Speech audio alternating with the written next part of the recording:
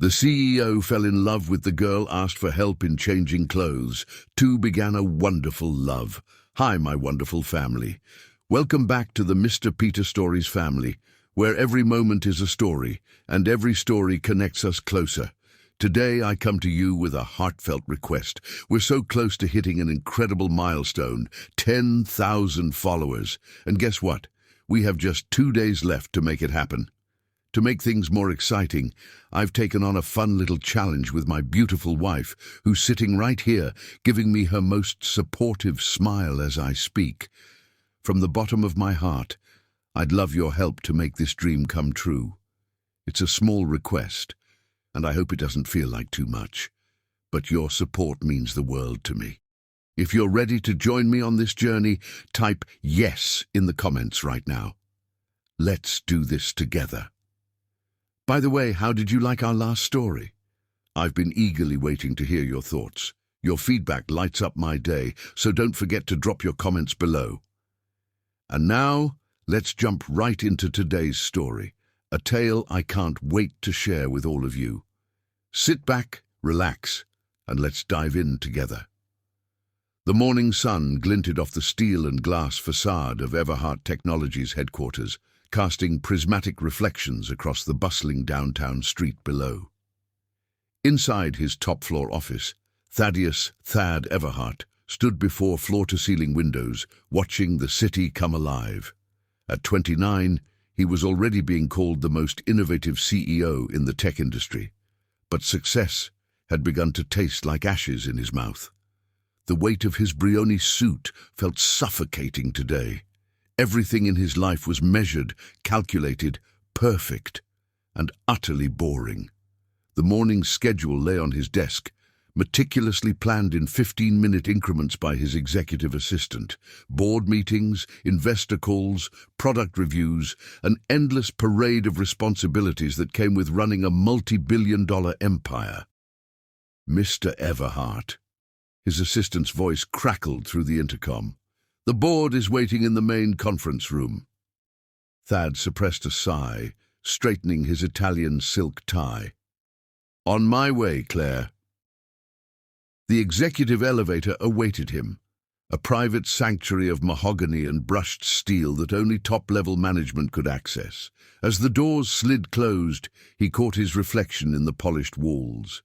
Grey eyes stared back at him, framed by dark brows and features that magazines often described as aristocratic. His black hair was perfectly styled, not a strand out of place. Everything about him screamed control, power, perfection. He hated it. The elevator began its descent from the 50th floor. Thad closed his eyes, mentally preparing for another day of crash. The impact nearly knocked him off his feet. The elevator had stopped at the 48th floor, the executive styling department, and someone had literally barreled into him. Designer clothes flew everywhere, a kaleidoscope of colors and fabrics raining down around them. Oh my God, I'm so dead, a feminine voice groaned. Thad looked down and felt the world stop spinning. She was sprawled across his chest, her copper-brown skin glowing under the elevator's soft lighting. Locks tipped with subtle gold cascaded around her face, some brushing against his suit. Her full lips were parted in shock, and her eyes, a mesmerizing amber color he'd never seen before, were wide with horror. I'm fired. I'm definitely fired, she whispered, scrambling to push herself up. Her hand pressed against his chest for leverage, and he felt the warmth of her touch through his shirt. Mr. Everhart, I am so sorry. There was a coffee spill in the styling department, and these suits need to be at the photo shoot in 20 minutes, and the other elevator was down, and I know I'm not supposed to use this one, but— Breathe, Thad interrupted, finding himself smiling for the first time in what felt like weeks. He helped her to her feet, noting how perfectly she fit against him. What's your name? Sage, she answered, nervously tucking a lock behind her ear. Sage Winters. I'm new to the styling department. Well, was new. Pretty sure this counts as the world's shortest employment record. Thad bent down to help her gather the scattered clothing, admiring how she immediately began checking each piece for damage. Her hands moved with professional precision, despite her flustered state. "These suits," he said, picking up what he recognized as a Tom Ford jacket, "they're for the Forbes shoot?" "Yes," she replied, carefully smoothing a non-existent wrinkle. "Your PR team wanted options for the most innovative under-30 feature, though I suppose after assaulting the CEO, I won't be styling anything except my resume." Her self-deprecating humor made him chuckle. "I don't fire people for making my day interesting." He handed her the last piece of clothing, deliberately letting their fingers brush, "though I might promote them." Sage's head snapped up, those remarkable amber eyes meeting his. A slight flush colored her cheeks, making her even more beautiful. "That's very generous but unnecessary. I'd settle for pretending this never happened, and maybe a recommendation for my next job. Or," Thad said, pressing the button to hold the elevator, "you could tell me why these particular pieces for the shoot." Sage blinked, then straightened her shoulders. Despite her embarrassment, professional pride took over. The magazine wanted to emphasize innovation while maintaining authority. Traditional power suits send the wrong message. Too old guard. But going too casual could undermine credibility. She gestured to a deep blue Armani piece. "This color photographs brilliantly, suggests depth and trustworthiness. Paired with a lighter shirt, no tie, it says, 'I'm successful enough to break the rules.'" Her passion was captivating. As she explained her styling choices, her hands moved expressively, her eyes lit up, and Thad found himself completely entranced. This wasn't the careful, measured interactions he was used to. Sage Winters radiated authenticity. "The styling department must be thrilled to have you," he said when she finished. "Actually," she admitted, "I'm just an assistant stylist. Been here 3 weeks. The senior stylists usually handle the executive shoots, but everyone's caught up in Milan Fashion Week. I've been studying the company aesthetic, though, creating mood boards for different executives based on their roles and public personas." "Including me?" That beautiful flush returned. "Maybe." "Show me." What?" "Show me your mood board. I have a board meeting in 10 minutes, but I want to see your vision. Come to my office at 2. Sage's eyes widened. "Mr. Everhart, I really don't think—" "Thad," he interrupted. "Call me Thad, and I do think 2 o'clock, unless you're busy." She glanced down at her phone, checking her schedule. The simple action spoke volumes about her professionalism. "I can move some things around." "Good." The elevator doors opened at the conference room level. "Don't forget the blue Armani. I think you're right about it." He stepped out, then turned back to catch her, still staring at him in disbelief.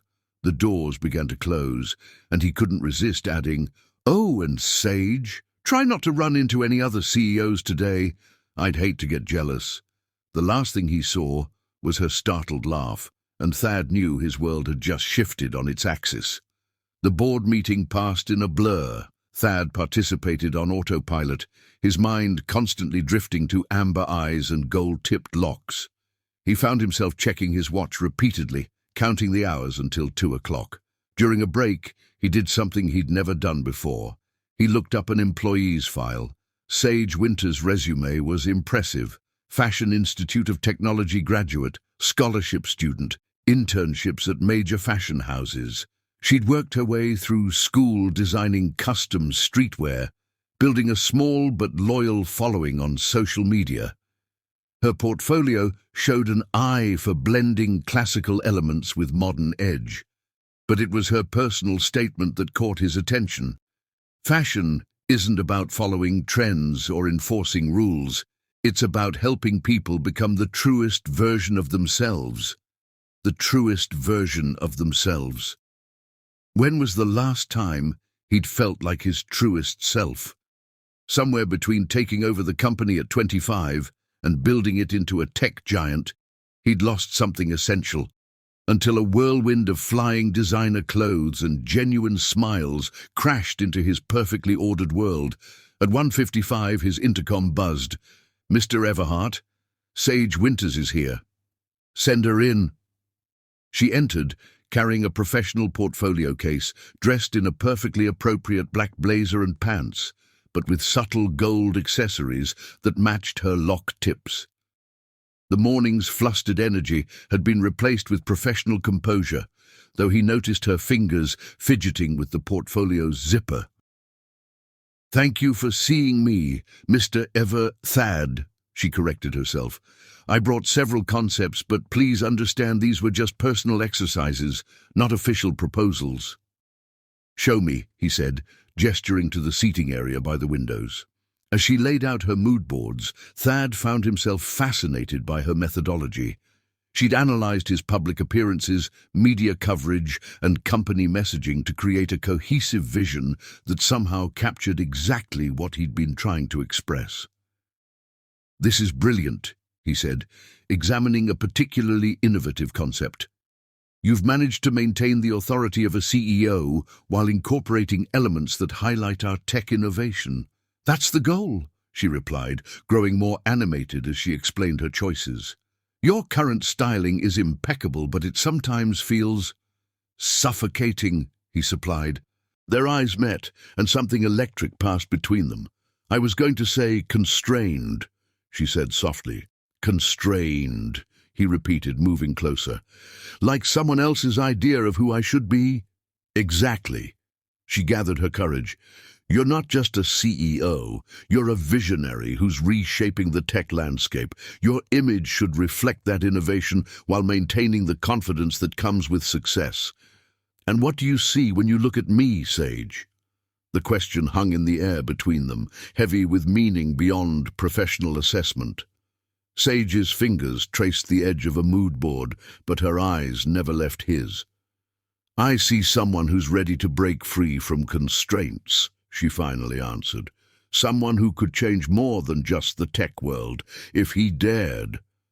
Thad's heart raced. No one had ever seen through his carefully constructed facade so clearly. "And what would you suggest?" "Trust your instincts," she said simply, "starting with that blue Armani for the Forbes shoot." He laughed, breaking the tension, but moved even closer. "Have dinner with me." "What?" She nearly dropped the mood board she was holding. "Dinner. With me. Not as a CEO with his stylist.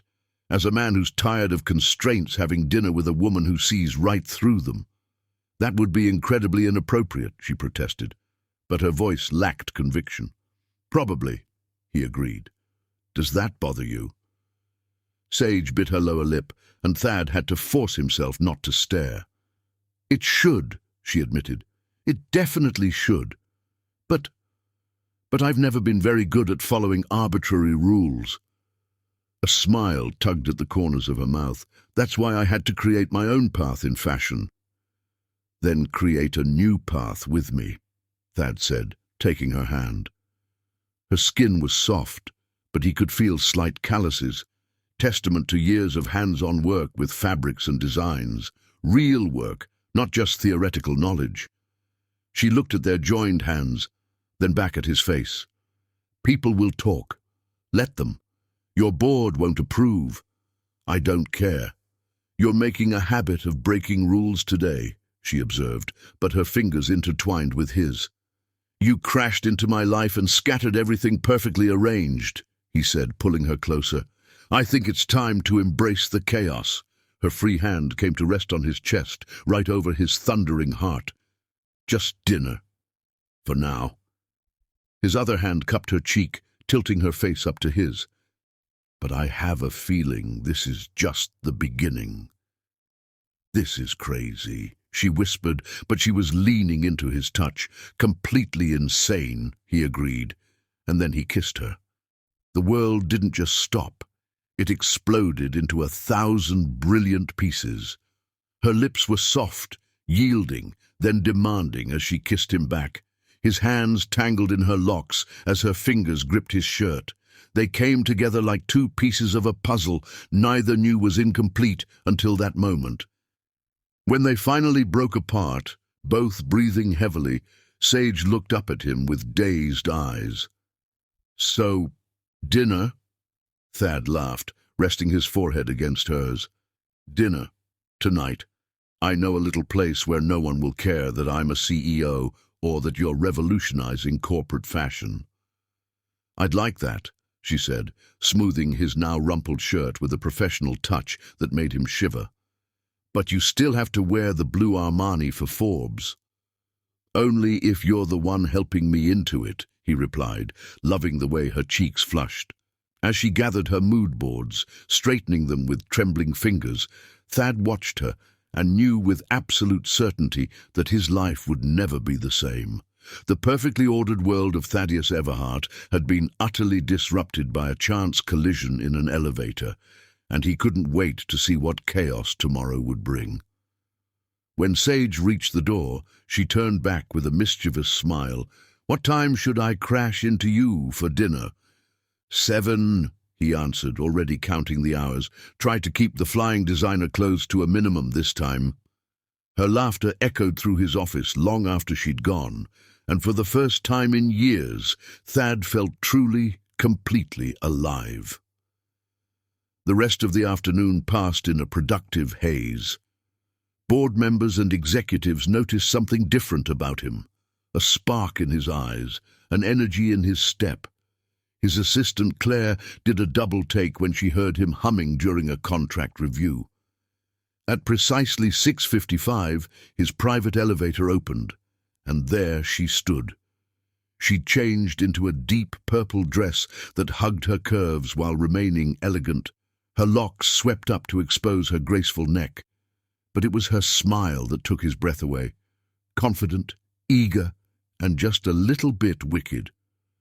"Ready to break some rules?" she asked. Thad took her hand, pulling her close for another kiss. "With you?" "Always." As the elevator descended, carrying them toward their first dinner, and the beginning of their story, neither could have predicted the storms that lay ahead. But in that moment, surrounded by the lingering scent of her perfume and the electricity of new love, the future seemed full of nothing but possibility. Sometimes, the greatest journeys begin with a collision, and sometimes breaking all the rules leads to finding everything you never knew you needed. Chapter 2. Behind Closed Doors. Their first date turned into a second, then a third, until Sage lost count of how many evenings she'd spent discovering new sides of Thaddeus Everhart. Behind closed doors, away from the corporate world's prying eyes, he transformed from the powerful CEO into simply Thad. A man who laughed at her terrible puns and knew every constellation in the night sky. 3 weeks after their elevator collision, Sage stood in his private office suite, ostensibly for a fitting session. The entire floor had been cleared. Thad's orders. Sunlight streamed through the floor-to-ceiling windows, casting a golden glow over the array of suits she'd carefully selected. "The navy pinstripe," she said professionally, though her heart raced as he emerged from the changing area. "It's perfect for the tech summit keynote." Thad caught her reflection in the mirror, his grey eyes darkening with familiar intensity. "The suit or the view?" "Both," she admitted, allowing herself a small smile as she approached. Her hands smoothed over his broad shoulders, adjusting the fit. "Though I might be biased. Professionally or personally?" He turned to face her, trapping her hands against his chest. "That depends," she murmured, "on whether the cameras are rolling." Their private moments had become a delicious game of restraint and release. During business hours, they maintained strict professionalism. She was the talented stylist, he was the CEO. But moments like this, alone in his office, the lines blurred dangerously. "No cameras," he assured her, fingers trailing down her arm. "No meetings, no interruptions." "Then, professionally," she stepped back with a teasing smile, "the suit is perfect. Personally..." Her eyes raked over him appreciatively. "You make everything look good." Thad growled softly, reaching for her, but she danced away. "These alterations need to be marked," she reminded him, holding up her measuring tape like a shield. "You're torturing me, Sage." "I'm doing my job," she corrected, though her pulse quickened at his heated gaze. "Besides, you have the Beijing investors' video call in an hour. Cancel it." "Thad." "Fine," he conceded, standing still as she worked. "But have dinner with me tonight. There's something I want to show you." The intensity in his voice made her pause. "What kind of something?" "A piece of me nobody else sees." His hand caught hers as she measured his inseam. "Trust me?" The question carried weight beyond tonight's plans. Trust wasn't easy for Sage. She'd learned early that people who seemed too good to be true usually were. But over these weeks, Thad had proven himself different. He respected her boundaries, supported her career, and never once tried to leverage his position as CEO. "Yes," she said softly, "I trust you." His smile was brilliant. "Wear something casual. I'll pick you up at 7.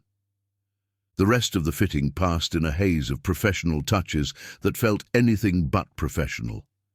Every brush of her fingers against him sent electricity coursing through her veins. By the time she finished marking the alterations, the air was thick with unspoken desire. "All done," she announced, her voice slightly breathless. "You'll be the best-dressed CEO at the summit." "Thanks to you." He caught her hand as she turned to pack up her supplies. "Sage ... Whatever he planned to say was interrupted by his phone buzzing. The Beijing investors were early. "Go," she smiled, squeezing his hand before letting go. "Change the world. I'll see you tonight." His eyes promised things that made her shiver as she gathered her things and slipped out of his office. Back in the styling department, Sage tried to focus on her other clients, but her mind kept drifting to Thad. Their relationship had developed with surprising ease, despite their different worlds. He never made her feel less than equal, always genuinely interested in her perspectives on art, fashion, and life. At precisely 7, her apartment buzzer rang. Sage checked her reflection one last time. She'd chosen dark jeans, boots, and a cropped leather jacket over a silk camisole. Casual, but edgy, perfect for whatever surprise Thad had planned. She opened her door to find him similarly dressed down in jeans and a black Henley that showed off his athletic build. The sight of him in casual clothes still took her breath away. "You look amazing," he said, drinking her in. "So do you." She locked up, trying not to stare at how the Henley stretched across his shoulders. "Where are we going?" "You'll see." He led her to his car, not the usual chauffeured luxury sedan, but a sleek black sports car she'd never seen before. "Is this yours?" she asked as he opened her door. "One of my few personal indulgences." He slid into the driver's seat. "Sometimes I need to escape the CEO life." They drove out of the city, the sunset painting the sky in brilliant oranges and pinks. Thad handled the powerful car with easy confidence, one hand resting on her thigh as they talked about their days. "Close your eyes," he instructed, as they turned onto a private road. Sage complied, excitement building as she felt the car climb upward. When they finally stopped, Thad helped her out, positioning her carefully. "Okay," he whispered against her ear. "Open them." She gasped. They stood on a private hilltop overlooking the city lights. But what took her breath away was the converted warehouse before them. Through its massive windows, she could see an art studio filled with paintings and sculptures. "What is this place?" "My sanctuary." Thad took her hand, leading her inside. Where Thaddeus Everhart, the CEO, becomes just Thad, the failed artist. The space was incredible. High ceilings, exposed beams, and walls covered in abstract paintings. Various works in progress stood on easels, and a pottery wheel sat in one corner. Failed artist? Sage approached one of the paintings, a swirling mix of deep blues and golds that reminded her of a storm at sea. "These are beautiful. They're honest," he said, watching her examine his work. "Something that's rare in my world. The board doesn't know about this place, neither does my family." The significance of him sharing this with her wasn't lost on Sage. "How long have you been painting?" "Since I was a kid. My father—" He paused, choosing his words carefully. "He believed art was a hobby, not a career. When he died and I took over the company, I nearly gave it up entirely. This place saved my sanity." Sage moved from piece to piece, recognizing the emotion poured into each one. "Why show me?" Thad stepped behind her, arms wrapping around her waist. "Because you see me, not the CEO, not the Everhart heir, just me." She leaned back against his chest, overwhelmed by the trust he was placing in her. "Thank you for sharing this with me." His lips found her neck, sending shivers down her spine. "Dance with me." "There's no music." He pulled out his phone, and soft jazz filled the space. Problem solved. They swayed together in the moonlight streaming through the windows, the city twinkling below them like fallen stars. Sage felt herself falling deeper with every moment, every tender touch. "What are we doing, Thad?" she whispered against his chest. "Finding something real."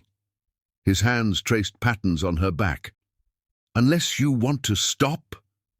"No," she admitted, looking up at him. "That's what scares me.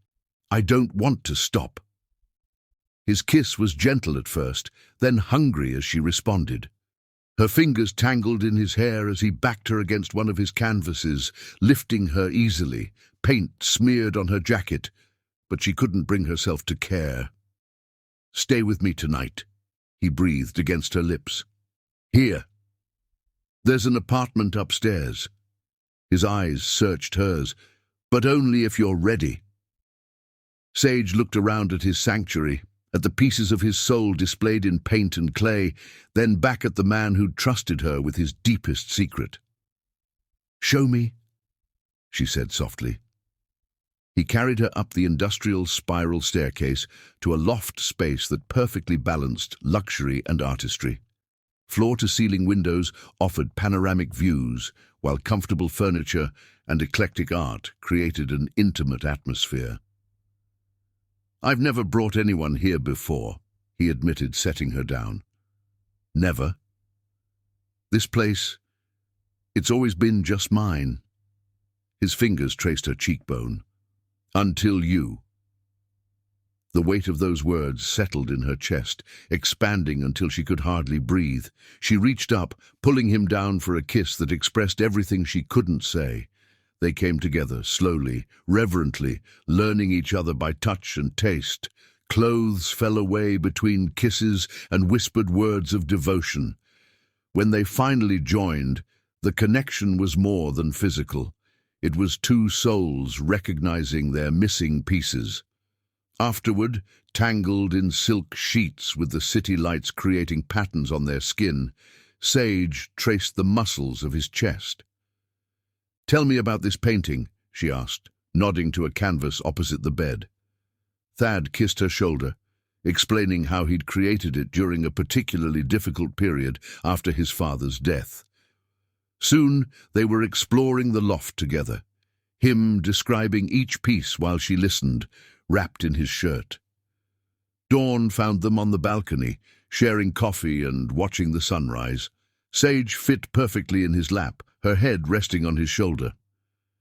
"I should get you home," he said reluctantly. "We both have work." She agreed, making no move to leave. "The CEO has a very important styling session this morning." "Does he?" Thad's hand slipped under his shirt she wore. "With anyone I know?" "Just this amazing stylist who might be falling for him." His heart skipped at her words. "Might be?" Sage turned in his lap, cupping his face. "Definitely is," she corrected, kissing him softly. "But don't let it go to your head." Too late. He stood with her in his arms, carrying her back inside. "Shower with me." They were very late to work that morning. The next few weeks passed in a blissful haze. During the day, they maintained their professional roles perfectly. She styled him for various events while keeping a respectable distance, but nights belonged to them, whether at his sanctuary or exploring hidden corners of the city together. Thad introduced her to fine dining and private jets, but it was her world that truly captivated him.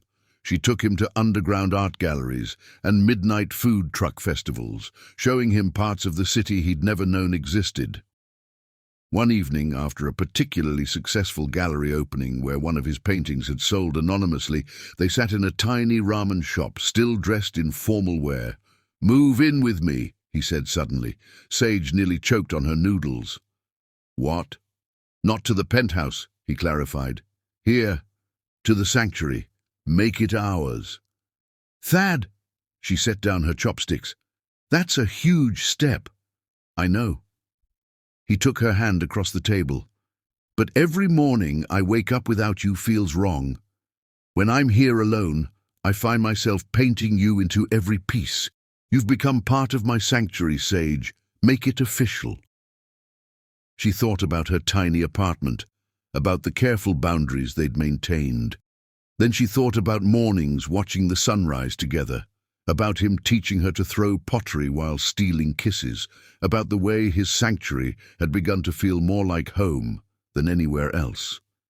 "Yes," she whispered, then louder. "Yes." His smile lit up the tiny restaurant. Later that night, as they christened every surface of what would now be their shared home, Sage knew she'd made the right decision. But as she drifted off in his arms, a small voice whispered that nothing this perfect could last forever. She pushed the thought away, focusing instead on the steady beat of his heart beneath her cheek. Let tomorrow bring what it would. Tonight, in their sanctuary above the city, they were simply Thad and Sage, two artists who had collided by chance and created something beautiful. What they didn't know was that their bubble of happiness was about to be tested. Valentina Everhart had just returned from Europe, and she was very interested in her son's new living arrangements. The storm was gathering, but for now they slept peacefully in each other's arms, their love painted in starlight and shadows across the canvas of their shared dreams. Chapter 3. Passion's Symphony. Living together transformed their relationship in ways neither had expected. The sanctuary became their private paradise, where the lines between art and love blurred into something extraordinary. Each morning, Sage woke to find Thad already at his easel, capturing the dawn light on canvas, often with her sleeping form as his muse. One particularly memorable morning, she slipped from their bed, wearing only his discarded dress shirt from the night before. The sight that greeted her made her heart skip. Thad stood shirtless before a massive canvas, muscles flexing as he worked, completely lost in his art. "You're staring," he said without turning, a smile in his voice. "Can you blame me?" Sage approached, wrapping her arms around him from behind. Her hands traced the lean muscles of his abdomen, feeling them tense under her touch. "The view is spectacular." Thad turned in her embrace, his hands leaving colorful prints on her borrowed shirt. "The view from here is better." His eyes darkened as they traveled down her body. "Though I think you're wearing too much." "Am I?" She stepped back, slowly unbuttoning his shirt. "Maybe you should do something about that." Paint-stained hands reached for her, but she danced away with a laugh. Catch me first." Their chase through the loft ended predictably and passionately against his newest canvas, adding a very different kind of art to his collection. Later, as they showered together, Sage couldn't stop giggling at the rainbow of paint covering both their bodies. "I don't think this is what the board had in mind when they approved the art therapy program," she teased, helping him wash paint from his hair. The board doesn't need to know everything about my artistic process. His hands slid down her wet skin. Though I might need more practice. They were very, very late to work that day. Their professional lives had become an exquisite dance of restraint. During styling sessions, Sage maintained perfect composure while her fingers burned to touch more than his collar. Thad found increasingly creative reasons to need her fashion expertise, leading to stolen moments in his office between meetings. But it was their nights that truly showcased their growing connection. Thad introduced her to his private world of luxury, but it was Sage's underground art scene that captured their hearts. One evening, she took him to a secret gallery opening in a converted subway station. The space hummed with creative energy as artists and collectors mingled amid installations that challenged conventional boundaries. "This is incredible," Thad whispered, watching a performance piece involving light projection and dance. His arm stayed wrapped around her waist, thumb tracing patterns on her hip. "How did you find this place?" "I used to show my streetwear designs here," she explained, leading him deeper into the gallery. "Before corporate styling, this was my world, raw, real, no pretenses." They stopped before an interactive sculpture that responded to touch with waves of color. Sage placed her hand on it, and blues and purples swirled beneath her fingers. Thad added his hand beside hers, producing deep reds and golds that mixed with her colors in mesmerizing patterns. "Like us," he murmured in her ear. "Different worlds creating something beautiful together." She turned in his arms, overcome by the love shining in his eyes. "Dance with me." The underground space had transformed into an impromptu dance floor, experimental jazz filling the air. Thad pulled her close, their bodies moving together with practiced intimacy. His hands splayed across her lower back as she wrapped her arms around his neck, swaying to the music's sultry rhythm. "You've changed my world," he confessed, lips brushing her temple. "Before you, everything was grey-scale. Now it's explosive color." Sage lifted her face for a kiss that quickly deepened, uncaring of their public setting. When they finally broke apart, both breathing heavily, she whispered, "Take me home." The ride back to their sanctuary was charged with electric anticipation. Thad's hand on her thigh drew maddening patterns as he drove, while Sage tormented him by describing exactly what she planned to do to him when they arrived. They barely made it through the door before passion overwhelmed them. Clothes marked a trail to their bed, hands and lips exploring familiar territory with renewed hunger. Their lovemaking was intense, almost desperate, as if they could somehow merge their souls through physical connection. After, tangled in sheets and each other, Sage traced the line of his jaw. "I never expected this." "What?" His fingers played with her locks, spread like silk across his chest. "To fall so completely." She propped herself up to look at him, "To find someone who sees all of me, not just the parts I choose to show." Thad pulled her down for a tender kiss. "You're extraordinary, Sage Winters. Every day I discover something new to love about you." The word love hung between them, not for the first time, but carrying new weight in the intimate darkness. "I love you," she whispered against his lips. "All of you, the CEO, the artist, the man who brings me coffee in bed and paints my dreams." His heart thundered beneath her palm. "I love you, Sage, more than I thought possible." He rolled them over, caging her beneath him. "Let me show you how much." Dawn found them on their balcony, wrapped in a blanket against the morning chill. The city below was waking up, but in their sanctuary, time stood still. "Move in with me," Thad said suddenly. Sage laughed. "I already live here, remember?" "No." He turned her to face him. "Move in with me properly. Let me buy us a place that's truly ours, somewhere we can build our life together." She studied his face, finding only sincerity in his grey eyes. "You're serious." "Completely." His hands framed her face. "I want everything with you, Sage. A home, a future, a life without hiding." "What about the board? Your mother?" "I don't care." He kissed her firmly. "Let them talk.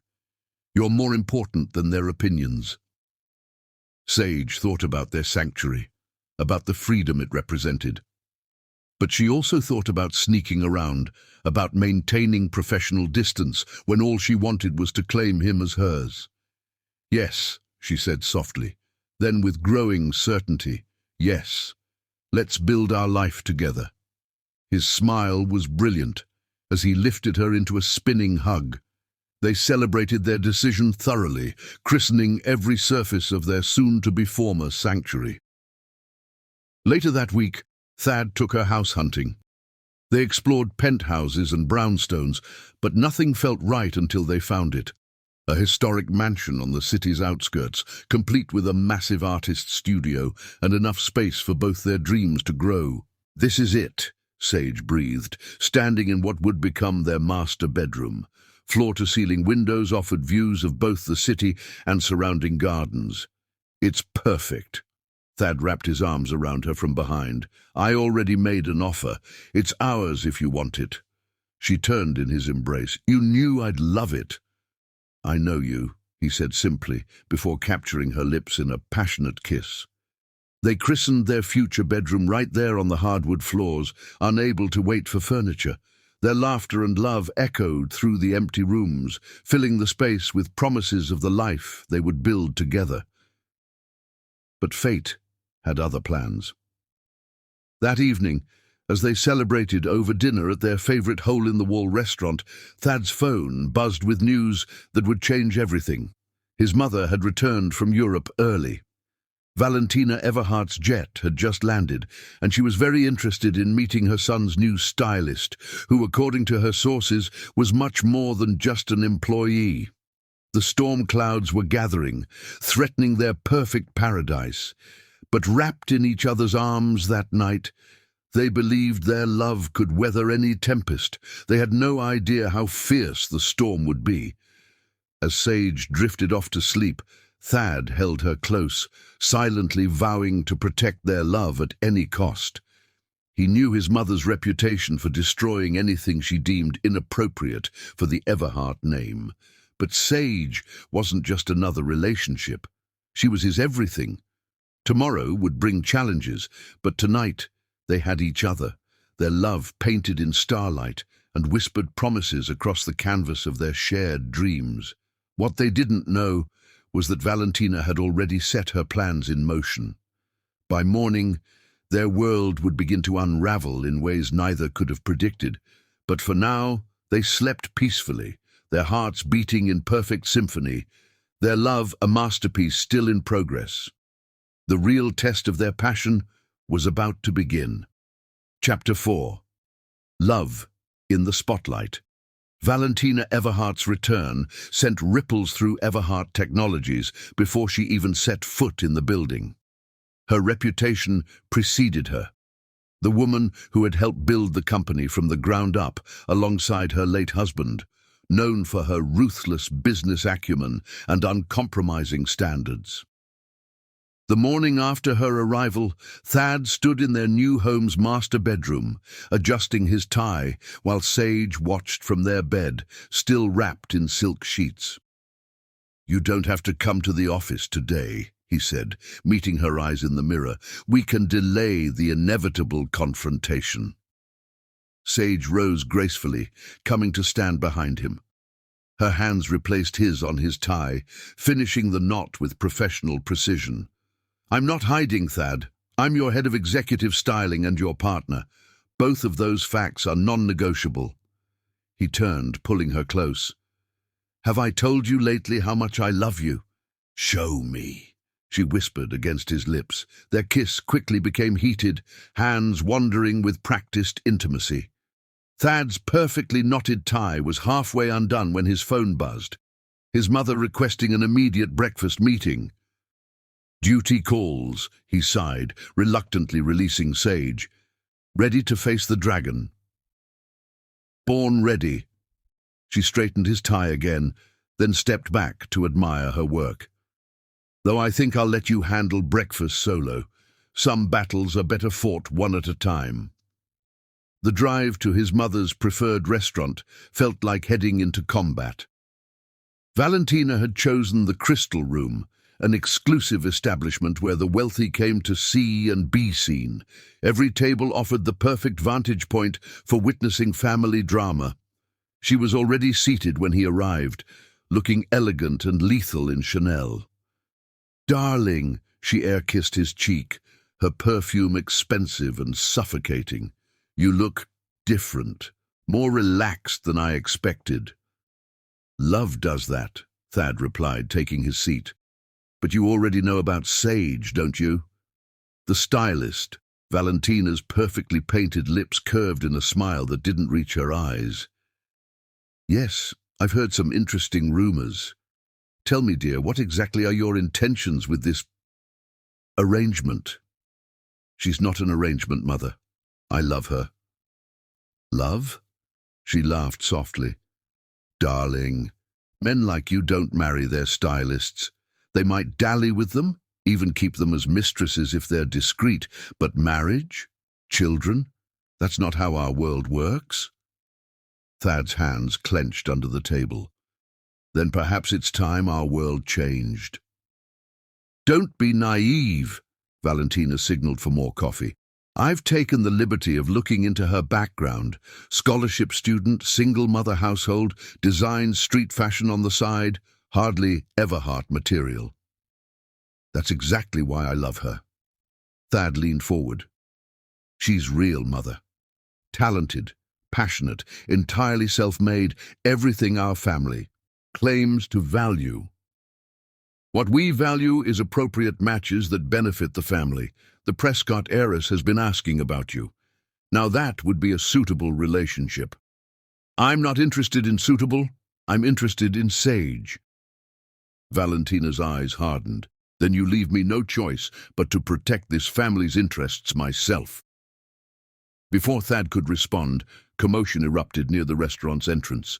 Paparazzi had somehow learned of their breakfast meeting, and now cameras flashed through the windows.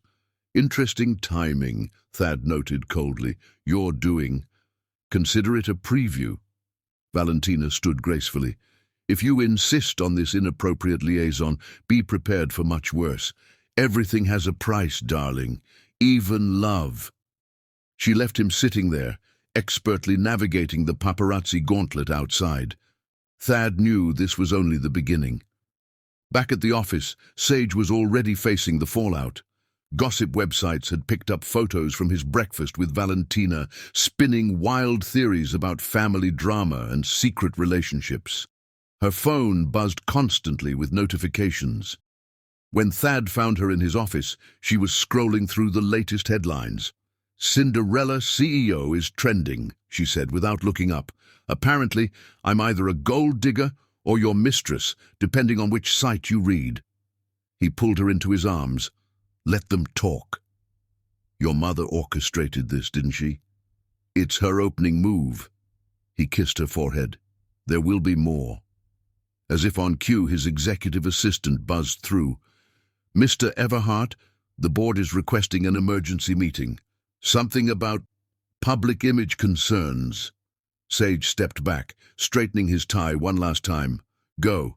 Show them exactly who you are, the man I love, not the puppet they want you to be." The board meeting was exactly what he expected. Older men in expensive suits expressing concerns about the company's reputation. Every argument thinly veiled their real issue: the CEO dating someone they considered beneath him.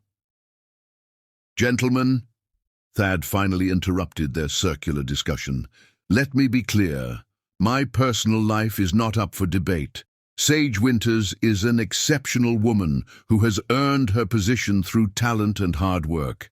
Any attempts to undermine her will be met with my immediate resignation."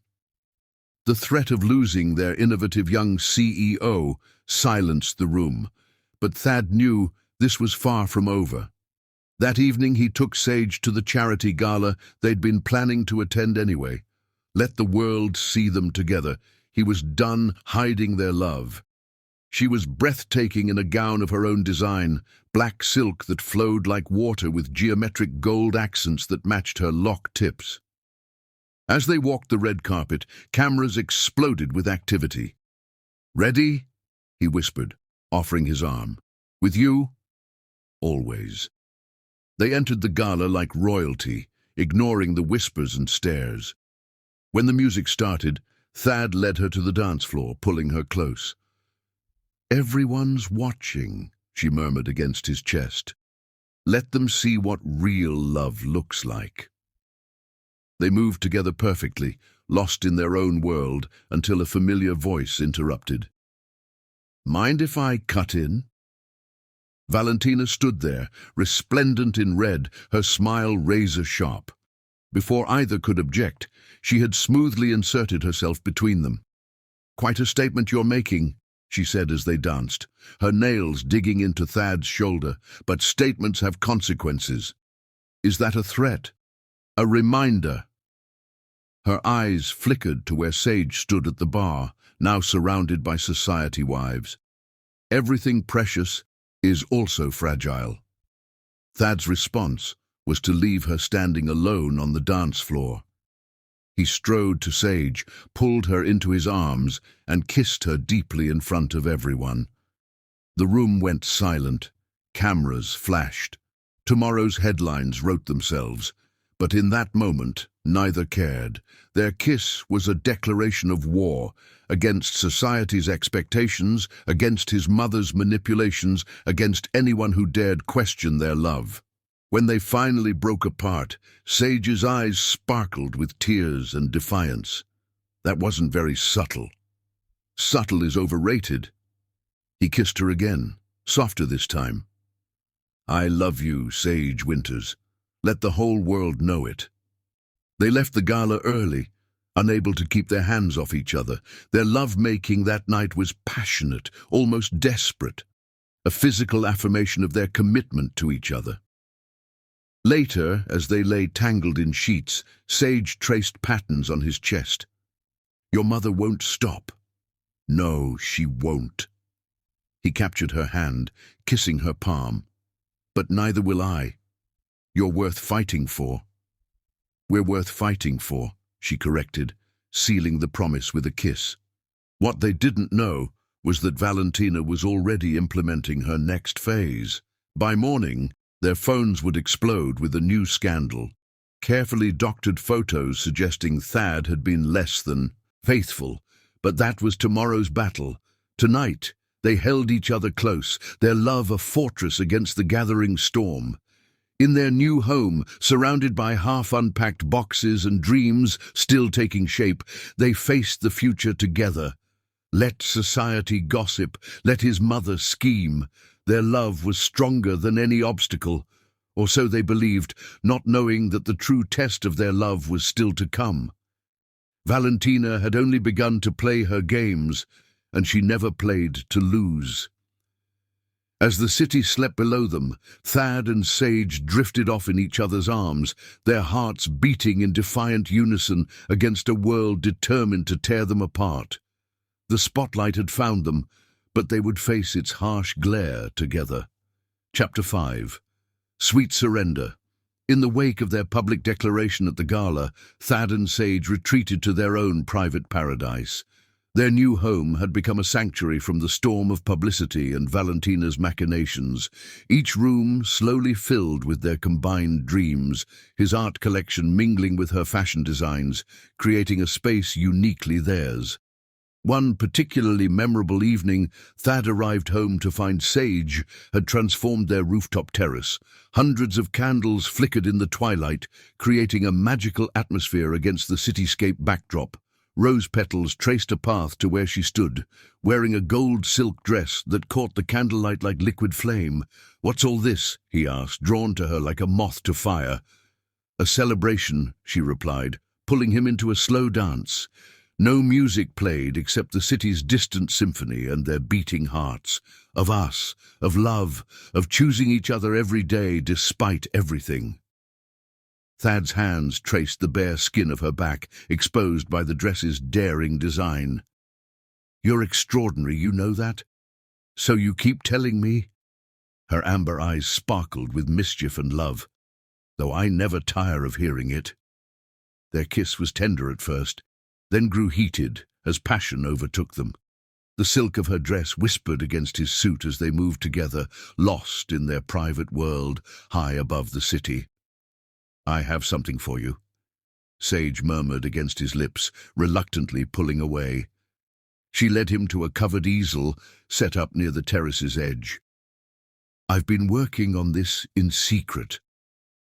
When she unveiled the canvas, Thad's breath caught. She'd painted their first meeting in the elevator, but with an artistic style that blended his abstract tendencies with fashion illustration techniques. Their figures were caught in that moment of collision, surrounded by swirling designer clothes and electric energy. Sage ...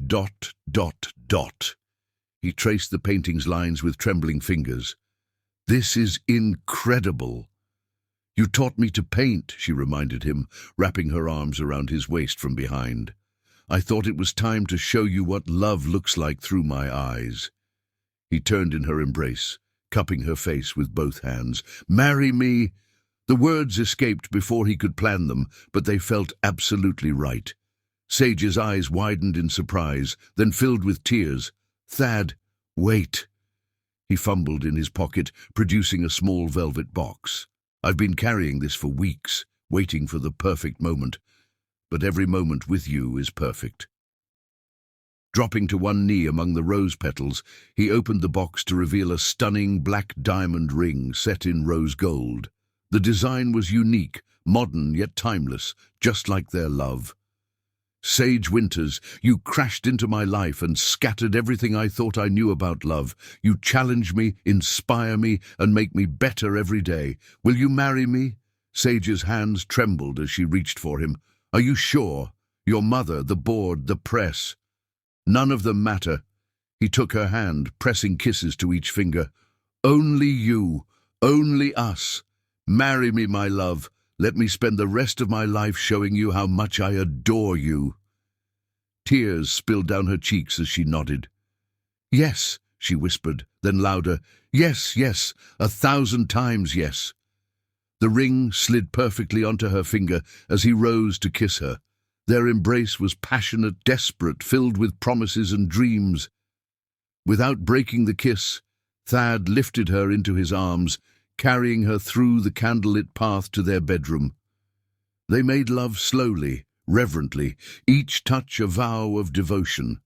The city lights painted patterns across their skin as they explored each other with renewed wonder, celebrating their commitment in the most intimate way possible. Later, as they lay tangled in silk sheets, Sage admired how the black diamond caught the moonlight.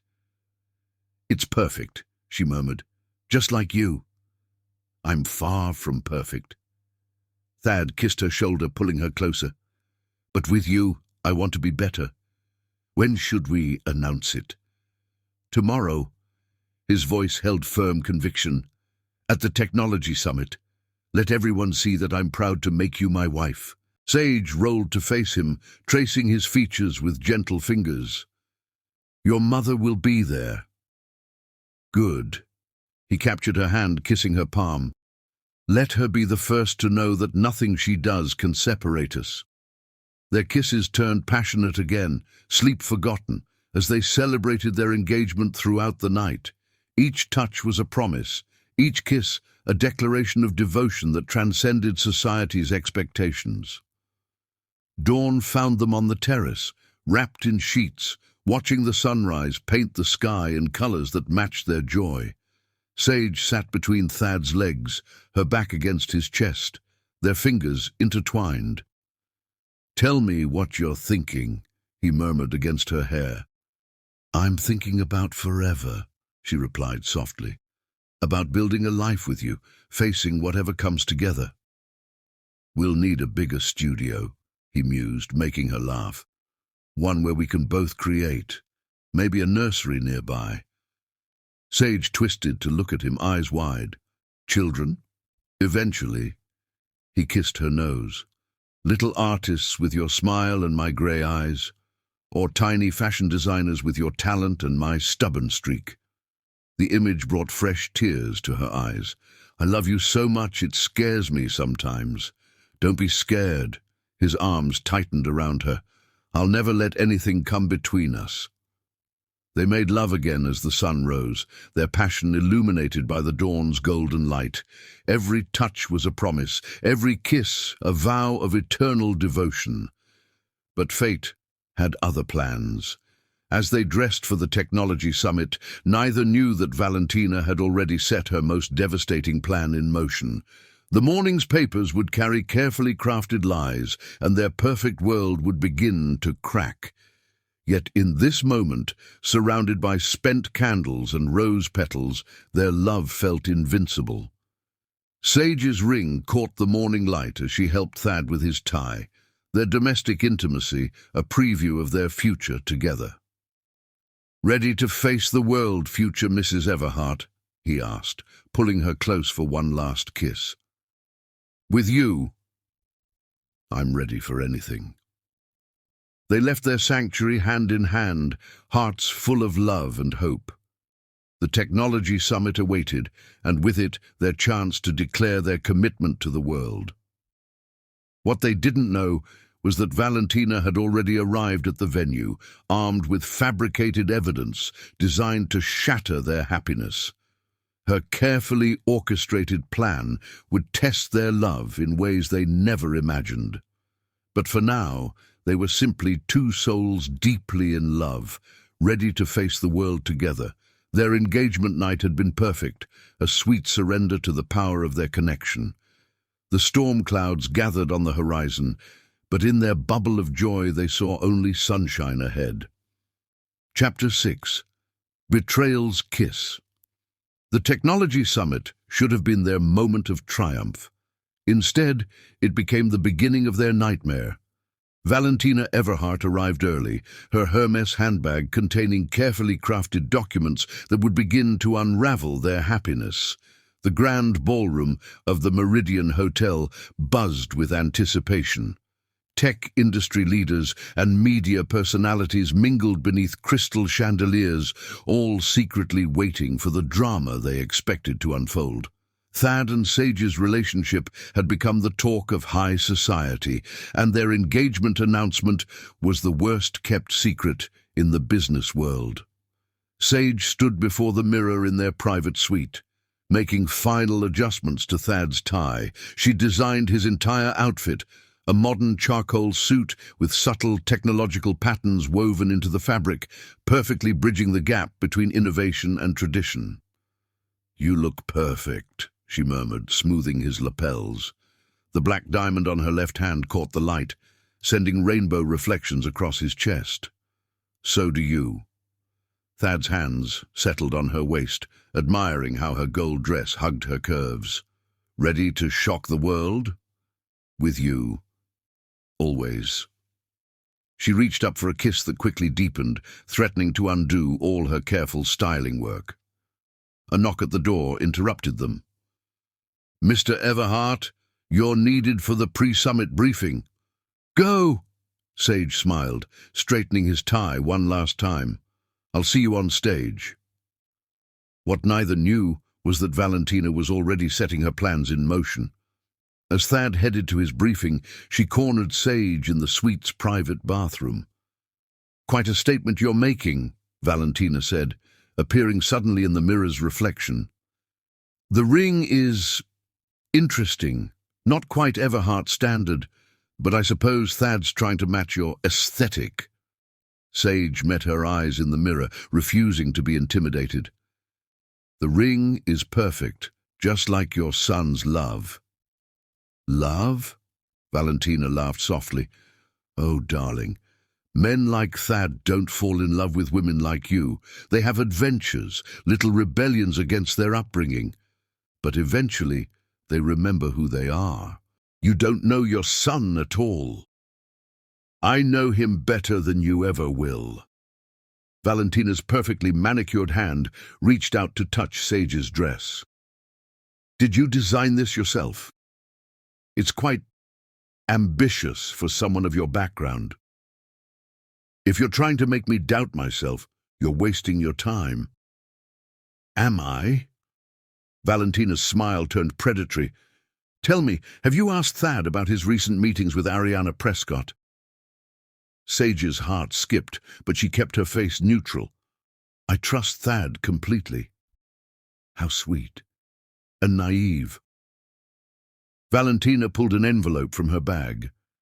Perhaps these will help you understand the reality of your situation. Inside were photos.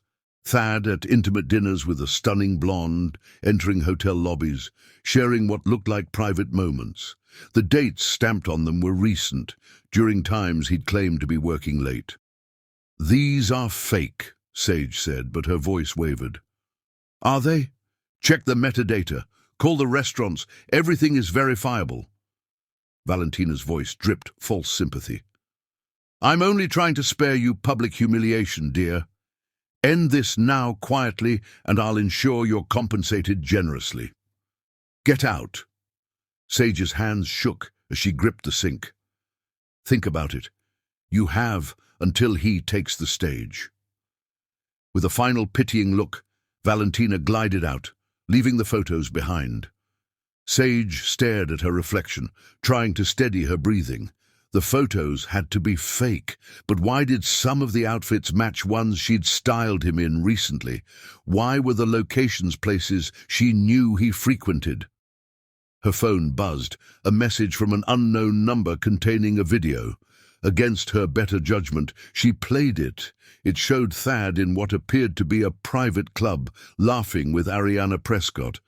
It's just business, his voice came through clearly. Sometimes you have to maintain appearances to get what you want.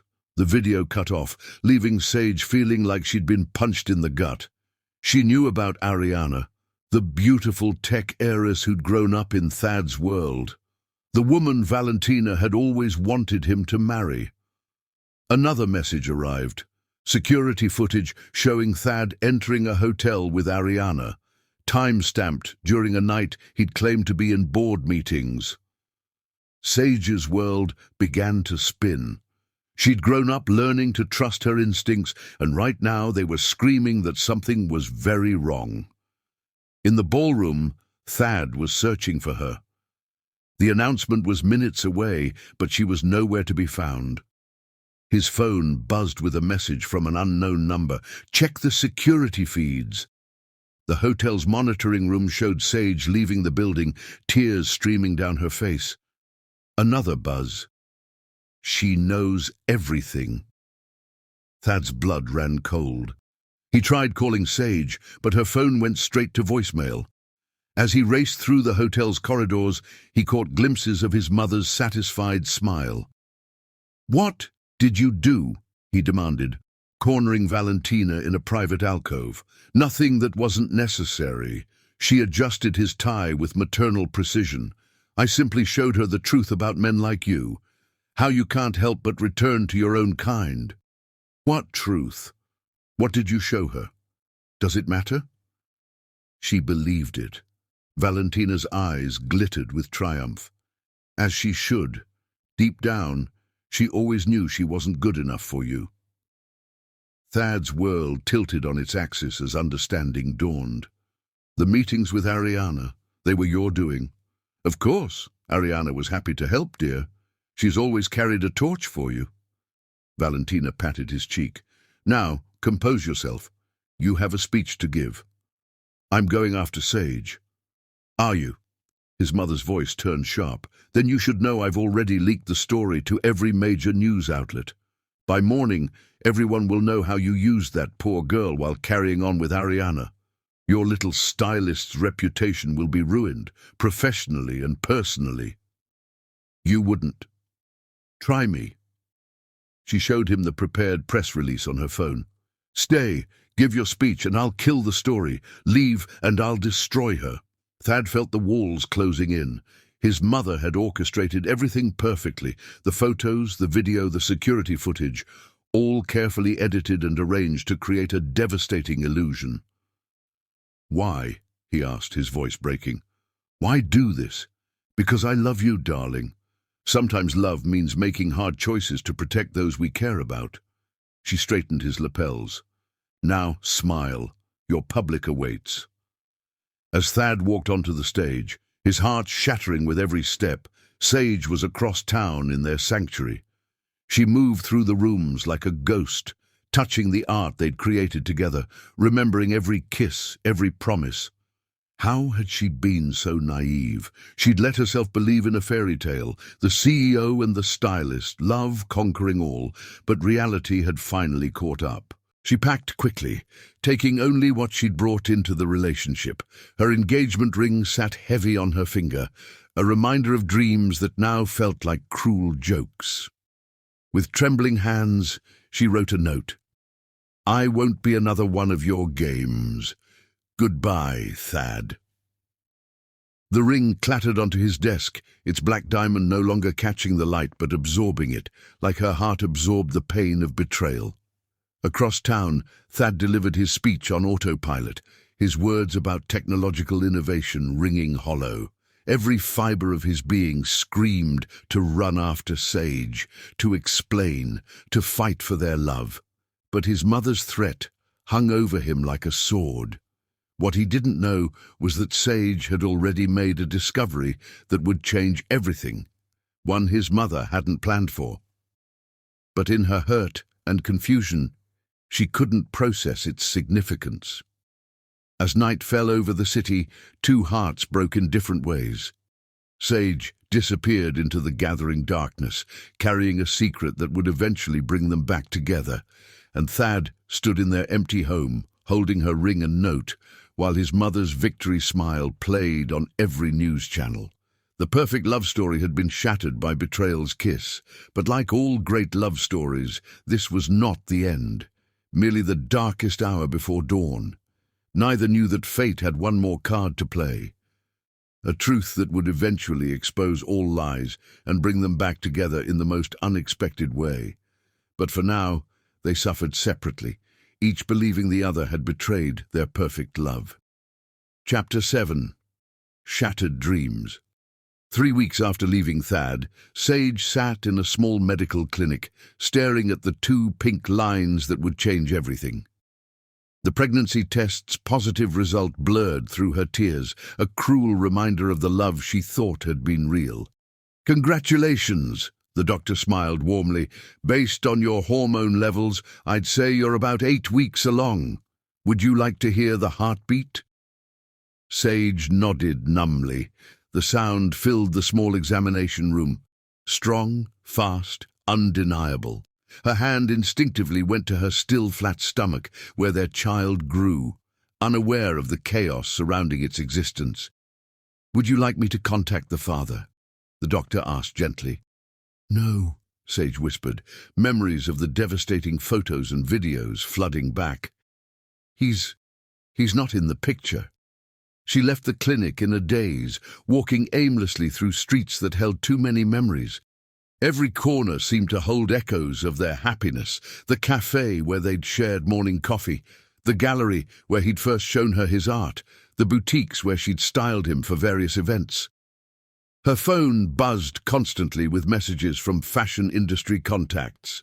The scandal had exploded, as Valentina promised, but not quite as she'd planned. Instead of painting Sage as a gold digger, public sympathy had turned in her favor. Team Sage trended on social media, with many criticizing Thad's apparent betrayal, but none of it mattered now.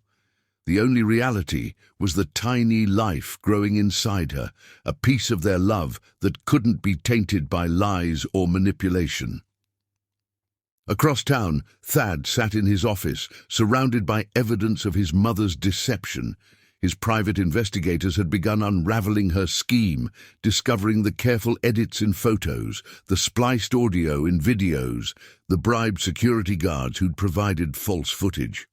"Mr. Everhart," his assistant interrupted via intercom, "your mother is here." Valentina swept in before he could refuse, immaculate as always in designer wear that couldn't quite hide the predatory gleam in her eyes. "Darling, you look terrible." She perched on his desk edge. "Still pining for that girl? I thought we'd moved past this." "Why?" Thad's voice was raw with pain and rage. "Why go to such lengths to destroy something beautiful?" "Beautiful?" Valentina laughed. "It was beneath you. She was beneath you. I simply helped you remember your proper place. By fabricating evidence of an affair, by threatening to destroy her if I didn't play along. Sometimes a mother's love requires difficult choices." She examined her manicure. "Besides, Ariana is much more suitable. The press loves your reconciliation." Thad slammed his fist on the desk, making her jump. "There is no reconciliation. I don't love Ariana. I love Sage." "Love doesn't pay shareholders or secure mergers," Valentina snapped, dropping her casual act. "The Prescott Alliance could double our market share. Your little designer was a liability. She was everything to me. She was a distraction, one you're better off without." Valentina's voice softened to silk-covered steel. "Now, about the Prescott contract. Get out." "Excuse me. Get out of my office. Get out of my life." Thad stood, towering over her. "You're fired from the board, effective immediately." Valentina's face whitened. "You can't do that." "Watch me." He pressed the intercom. "Security, please escort Ms. Everhart from the building. Her access is permanently revoked." As security arrived, Valentina's mask finally cracked. "You'll regret this. Everything I did was for you." "No," Thad replied coldly. "Everything you did was for control, but you've lost it all now." Watching his mother being escorted out should have felt triumphant. Instead, it felt hollow. What good was victory if he couldn't share it with Sage? Across the city, Sage had retreated to her old neighborhood, finding refuge in a small apartment above a vintage clothing store. The owner, May, had been her first mentor in fashion and now provided shelter from the media storm. "You need to eat, child," May said, bringing up a tray of soup. "That baby needs nourishment." Sage managed a few spoonfuls, her mind racing with decisions to be made. She'd already resigned from Everhart Technologies, unable to face the pitying looks and whispered gossip. Her savings wouldn't last long, but her independent design work was starting to gain attention.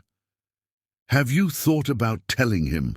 May asked, settling into a worn armchair.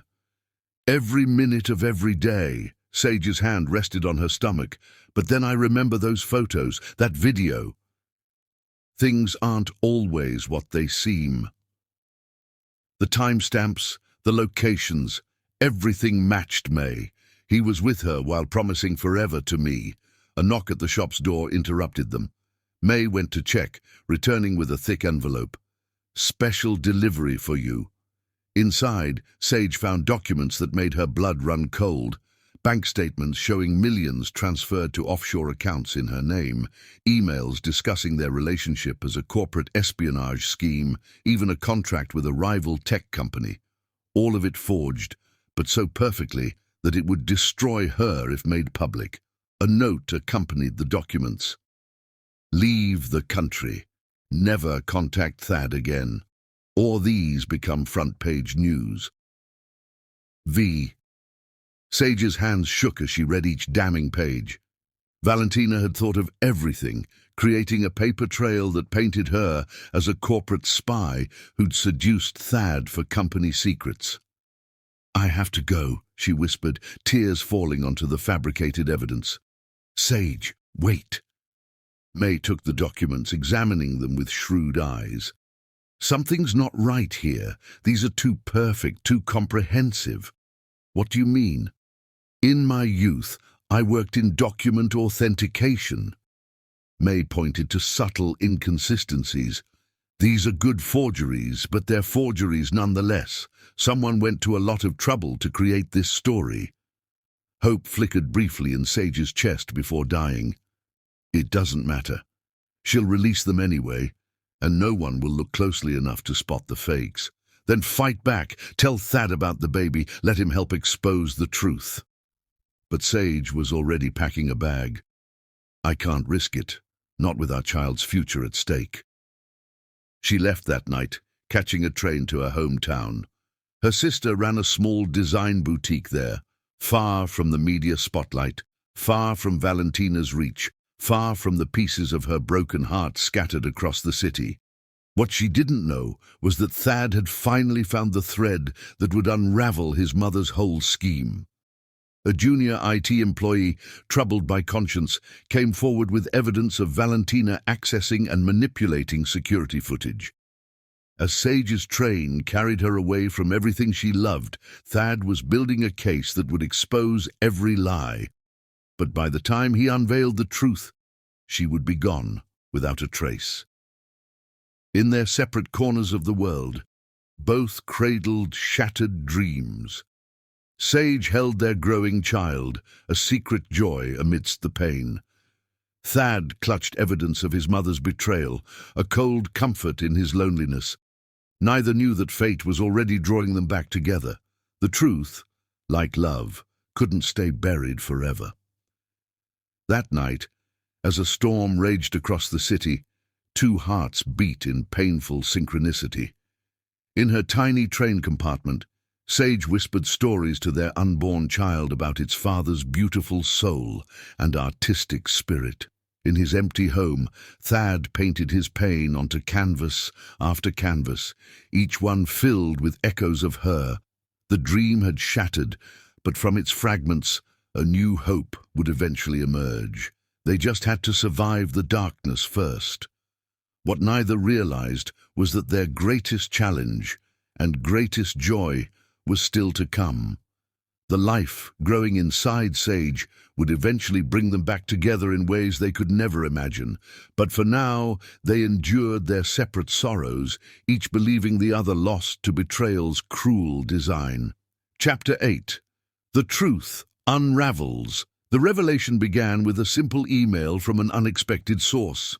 Late one night, as Thad sat in his office, surrounded by the wreckage of his personal life, his computer pinged with a message from Jenny Chen, a junior IT specialist at Everhart Technologies.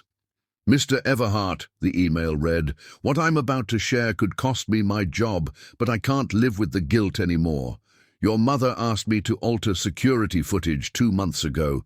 I have proof of everything." Thad's hands shook as he dialed Jenny's extension. Despite the late hour, she answered immediately. "Tell me everything," he demanded. Jenny's voice trembled but held firm. "Mrs. Everhart approached me 6 months ago, right after you and Ms. Winters went public with your relationship. She said it was a matter of company security, that she needed access to monitor potential information leaks. But that wasn't true. No, sir. She used the access to gather footage of you and Ms. Prescott at business meetings. Then she had me edit it to remove other people, change timestamps, alter contexts." Jenny paused. "I didn't realize what it was for until I saw Ms. Winters leaving that day. The look on her face." Thad's grip tightened on the phone. "Can you prove it?" "I kept everything, original footage, edit logs, email requests. Your mother was careful, but she didn't know I was documenting it all." "Why come forward now?"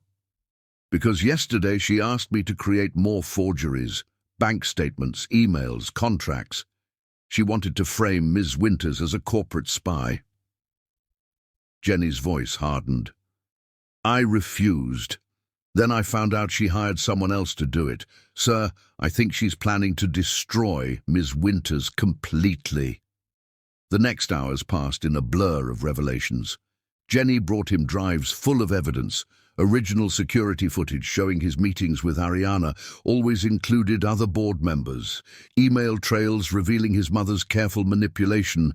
Even recorded conversations where Valentina planned her deception. But it was a recently deleted email that made his blood run cold. His mother had sent Sage a threatening message along with forged documents demanding she leave the country or face public ruin. Find her, he ordered his security team. Check every airport, train station, bus terminal. I need to reach her before she sees those documents. What he didn't know was that he was already too late.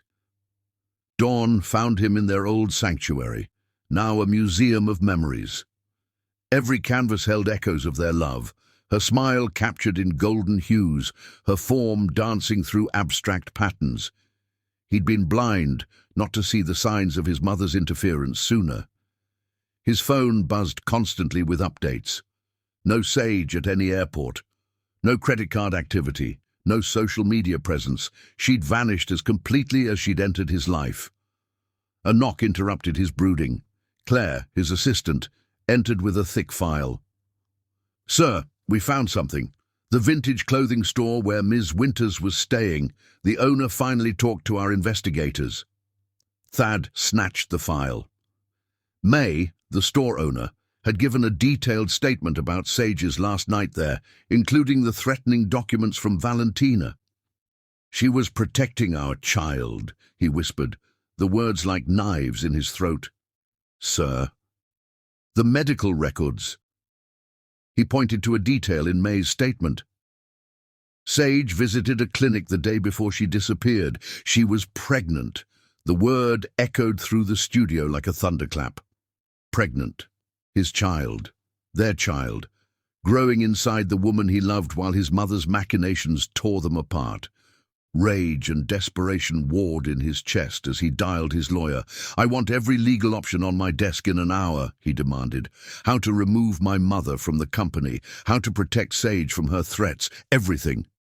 Next came the PR team. If his mother wanted to play with public perception, he'd show her how it was really done. Within hours, the story broke across all major networks. Everhart Technologies CEO exposes corporate conspiracy. The evidence was damning. Every manipulated photo explained, every edited video revealed in its original form, every forged document traced back to Valentina's hired accomplices. Justice for Sage trended worldwide as the public learned how thoroughly they'd been deceived. But Thad didn't care about public opinion. He cared about one person, now carrying their child somewhere far from his reach. He found himself in their bedroom, surrounded by her lingering scent. A forgotten sketchbook lay on her bedside table. Inside, he found drawings of baby clothes, tiny shoes, even a nursery design. She'd known about the pregnancy before leaving, had started planning their future even as it crumbled around her. The discovery broke something in him. He sank to his knees, clutching the sketchbook to his chest. "I'm sorry," he whispered to the empty room. "I'm so sorry, my love." His security team worked around the clock, following every possible lead. They discovered she'd taken a train, but the trail went cold at her hometown.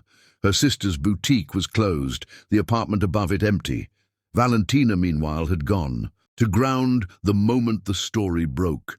Her accounts were frozen, her properties under surveillance, but she'd vanished as completely as Sage. 2 weeks into the search, a breakthrough came from an unexpected source. Ariana Prescott herself walked into his office carrying a USB drive. "I owe you both an apology," she said without preamble. "Your mother, she had leverage over my family. I helped her stage those meetings, let her edit the footage, but I never knew how far she'd take it." The drive contained more evidence, emails, recordings, a complete timeline of Valentina's plan to separate him from Sage. "Why come forward now?" Ariana's face softened. "Because she's pregnant, isn't she? Your mother let it slip when she was gloating about her success. I can't be part of keeping a child from its father." Hope flared in Thad's chest. "Did my mother know where Sage went?" "No, but—" Ariana hesitated. "I overheard her talking about medical records. She's been monitoring clinics, looking for prenatal appointments." It was another piece of the puzzle, another chance to find them.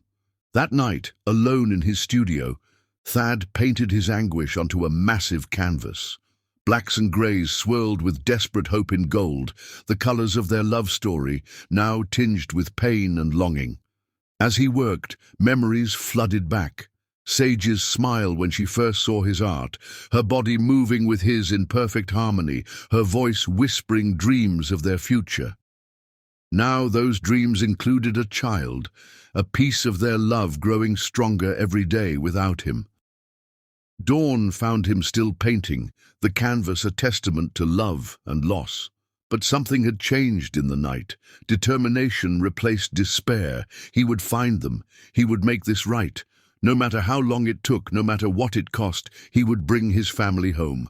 What he didn't know was that fate was already in motion. While he searched, Sage's pregnancy had developed complications. Soon, she would need the kind of medical care that would leave a trail that would lead him straight to her. But not before his mother made one final desperate move to keep them apart. The truth had unraveled her schemes, but Valentina Everhart had one last card to play. In her obsession with control, she would risk everything, including her own freedom, to maintain her grip on the Everhart legacy.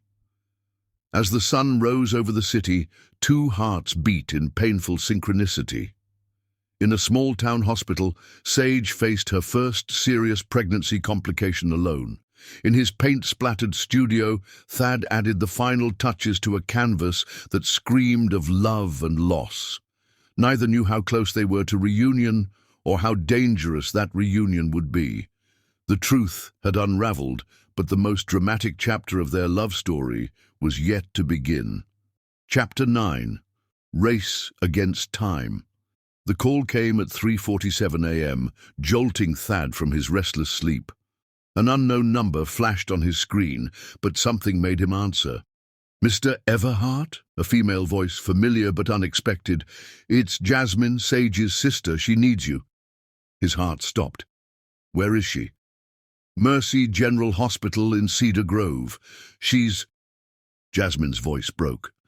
"There are complications with the pregnancy. The doctors say she needs emergency surgery, but she's refusing until—" A pause. "She keeps calling for you in her sleep."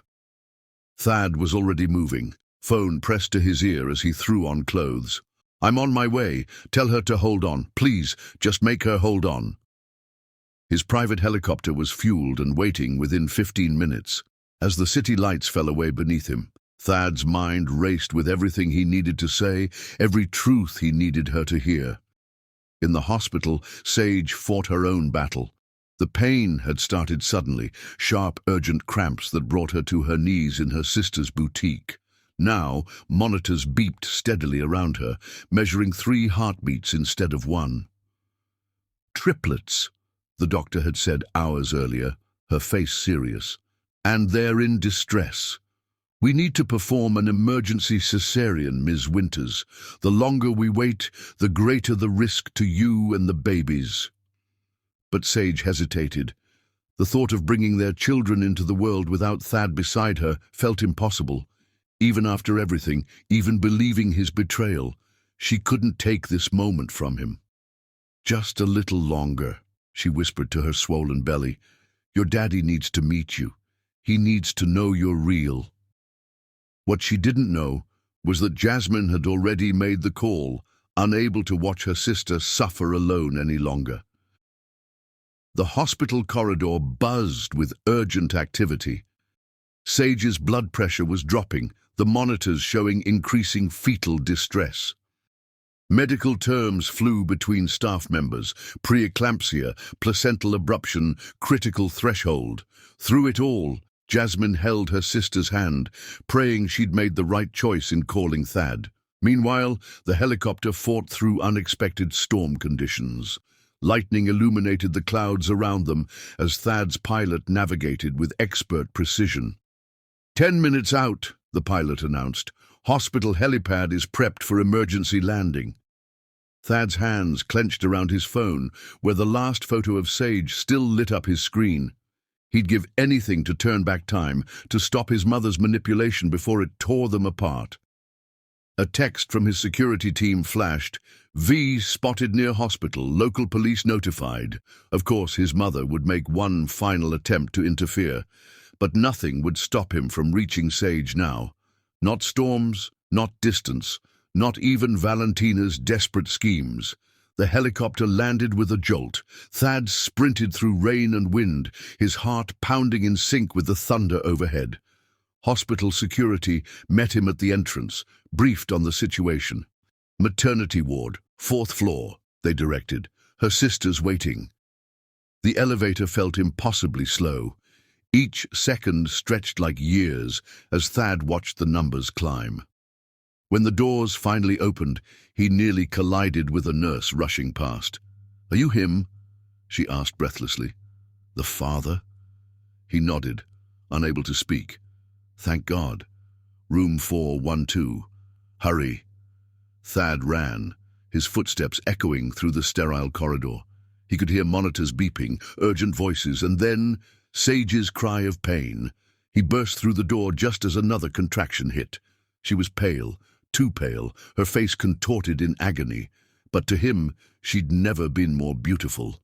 "Sage." He breathed her name like a prayer. Her eyes flew open. "Thad, you're really here?" "I'm here, my love." He was at her side in 2 strides, taking her hand. "I'm here, and I'm never leaving again." Tears streamed down her face. "The babies. I know. We're having triplets." His free hand cradled her face. "And right now, you need to let the doctors help you. All of you." Another contraction ripped through her. The monitors screamed warnings as her blood pressure plummeted. "We need to move now," the doctor ordered. "Mr. Everhart, you'll need to change into surgical scrubs if you want to stay with her." "The truth," Sage gasped between pains. "I need to know. Was it real? Any of it?" "All of it," he promised, pressing desperate kisses to her knuckles. "Every moment, every touch, every promise. My mother, she orchestrated everything. The photos, the videos, all of it was manipulated. I never betrayed you, Sage. I never stopped loving you." Recognition dawned in her eyes, followed by relief so profound it brought fresh tears. "I knew. In my heart, I knew." The medical team moved around them with practiced urgency, preparing for surgery. A nurse tried to separate them, but Thad refused to let go of her hand. "I'm not leaving her," he stated firmly. "Not ever again." They compromised by helping him into sterile gear while maintaining contact with Sage. As they wheeled her toward the operating room, he kept whispering words of love and encouragement. But fate wasn't finished testing them. In the surgical prep area, a commotion erupted. Hospital security racing down the hall, shouting about an unauthorized person. Valentina Everhart, elegant even in desperation, appeared in the doorway. "You can't do this," she pleaded. "Think about the scandal, the company's reputation." "Get her out of here," Thad ordered, his voice deadly calm. "And call the police. I want her arrested for harassment, fraud, and endangering my family." "Family?" Valentina laughed hysterically. "This girl and her bastard children will destroy everything we've built." Sage's grip on his hand tightened as another contraction hit. The monitors showed increasing distress. "Now!" Thad roared, and security finally moved, dragging his protesting mother away. Through it all, his eyes never left Sage's face. "Focus on me, my love. Just me. Everything else is noise." The operating room was organized chaos. Doctors and nurses moved with precise efficiency as they prepared for an emergency C-section. Thad stayed at Sage's head, one hand stroking her hair, while the other held hers. "I'm scared," she whispered as they administered the spinal block. "I'm right here." He pressed his forehead to hers. "We're doing this together." The surgery began. Minutes felt like hours as they waited to meet their children. Then suddenly a cry pierced the air, strong, defiant, perfect. "Baby A is out," the doctor announced. "It's a boy." Tears streamed down both their faces as they heard their son's first sounds. Moments later, 2 more cries joined his, their daughters, following their brother into the world. "All 3 are stable," the pediatrician confirmed. "They're small but strong. Relief flooded through Thad as he watched the medical team care for their tiny miracles. But when he turned back to Sage, his heart stopped. The monitors were screaming. Her blood pressure had crashed, her body going into shock. "She's hemorrhaging," someone shouted. "We need blood now." "Sage." Thad's voice broke as her eyes fluttered. "Stay with me, my love. Please, stay with me. Love. You." She whispered before losing consciousness. What followed was the longest hour of Thad's life. Forced to wait outside while doctors fought to save Sage, he paced the corridor like a caged animal. Nearby, their newborns slept peacefully in the NICU, unaware of their mother's battle. Finally, the surgeon emerged, exhausted but smiling. "She's stable. It was close, but she's fighting hard. She'll need time to recover, but she's going to be fine." Thad's legs gave out. He slid down the wall, sobbing with relief. Hours later, he sat beside Sage's recovery bed, their tiny miracles nestled safely in their incubators nearby. She was pale but peaceful, her vitals strong and steady. As dawn broke over the hospital, her eyes fluttered open. "The babies?" "Perfect," he assured her. "Two beautiful girls and a strong boy, just like their mother." Tears slipped down her cheeks as she reached for him. "I'm sorry I doubted you." "No, my love." He kissed her palm. "I'm sorry I didn't protect you better, but nothing will ever separate us again." Outside the room, police led Valentina away in handcuffs, charged with multiple felonies. Her final attempt to interfere had backfired spectacularly, ensuring she'd never threaten their happiness again. But inside their private sanctuary, none of that mattered. All that existed was love, between two souls who'd found their way back to each other, and the three tiny miracles they'd created together. As morning light painted the room in gold, Thad helped Sage hold their children for the first time. Together, they marveled at tiny fingers and perfect faces, counting toes and pressing gentle kisses to velvet skin. They had survived the storm. Now it was time to build their future, stronger than ever. Chapter 10. Miracle Times. 3. The first 48 hours after the triplets' birth passed in a blur of emotions and wonder. Sage's recovery room transformed into a sanctuary of new beginnings, where 3 incubators held their precious miracles under soft medical lighting. Thad hadn't left her side since the surgery, sleeping in an uncomfortable hospital chair and waking at her slightest movement. Each time Sage opened her eyes, she found him there, his love a constant anchor in the storm they'd weathered. "Tell me about them," she whispered during one quiet dawn, still too weak to visit the NICU herself. "Everything, every detail." Thad moved to sit on her bed, carefully mindful of her surgical incision. "They're perfect," he began, his voice thick with emotion. "Our son, he came first. Already a protector. He's got your strength, my stubbornness. The nurses say he fusses until they position his incubator so he can see his sisters." Sage's fingers intertwined with his as he continued. "The girls arrived practically holding hands. Our firstborn daughter has your artistic soul. She waves her tiny fingers like she's conducting an orchestra. And our youngest, she's got your smile already. When she sleeps, her lips curl up just like yours do." "They need names," Sage murmured, tears slipping down her cheeks. "I've been waiting for you. They're your masterpieces too." The moment was interrupted by their pediatrician, Dr. Chen, arriving for morning rounds. "Good news," she announced, reviewing charts. "All 3 babies are exceeding expectations. If they maintain this progress, we can try some kangaroo care today." "Really?" Sage tried to sit up, wincing at the movement. "Easy," Thad supported her gently. "What's kangaroo care?" "Skin-to-skin contact," Dr. Chen explained. "It's crucial for premature babies. We'll bring them to you one at a time. Let them feel your heartbeat, your warmth. It helps regulate their temperature, breathing, even brain development." The anticipation of holding their children made the next few hours crawl by. Nurses helped Sage freshen up and adjust her position while Thad paced anxiously. Finally, the moment arrived. 3 nurses carefully wheeled in the incubators, each containing a tiny miracle connected to monitoring equipment. "Who's first?" Dr. Chen asked. "Our son," Sage and Thad answered simultaneously.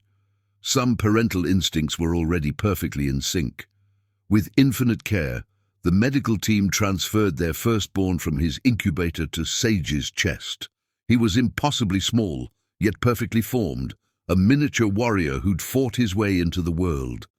The moment his skin touched hers, his vital signs stabilized completely. Tiny fingers flexed against her heart as he settled into the rhythm of her breathing. "Hello, my love," Sage whispered, tracing his delicate features. "We've been waiting for you." Thad couldn't stop the tears as he watched mother and son bond. "He needs a strong name," he said softly. "Something worthy of his fight." Sage studied their son's face, seeing both of them reflected in his tiny features. Atlas, she decided.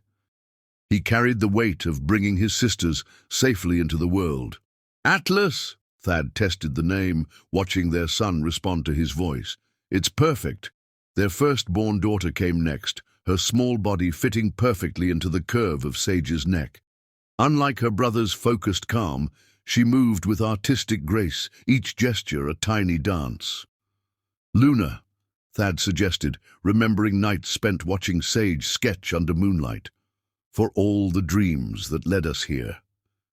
Sage's smile was radiant. "Luna Grace," she added, "because Grace brought you back to me." Their youngest daughter completed the trio, and true to Thad's description, she smiled in her sleep as they cradled her. "Nova," Sage breathed, watching starlight patterns from the monitors dance across their daughter's face. "Because she shines so bright." "Nova Rose," Thad agreed, "as beautiful as her mother."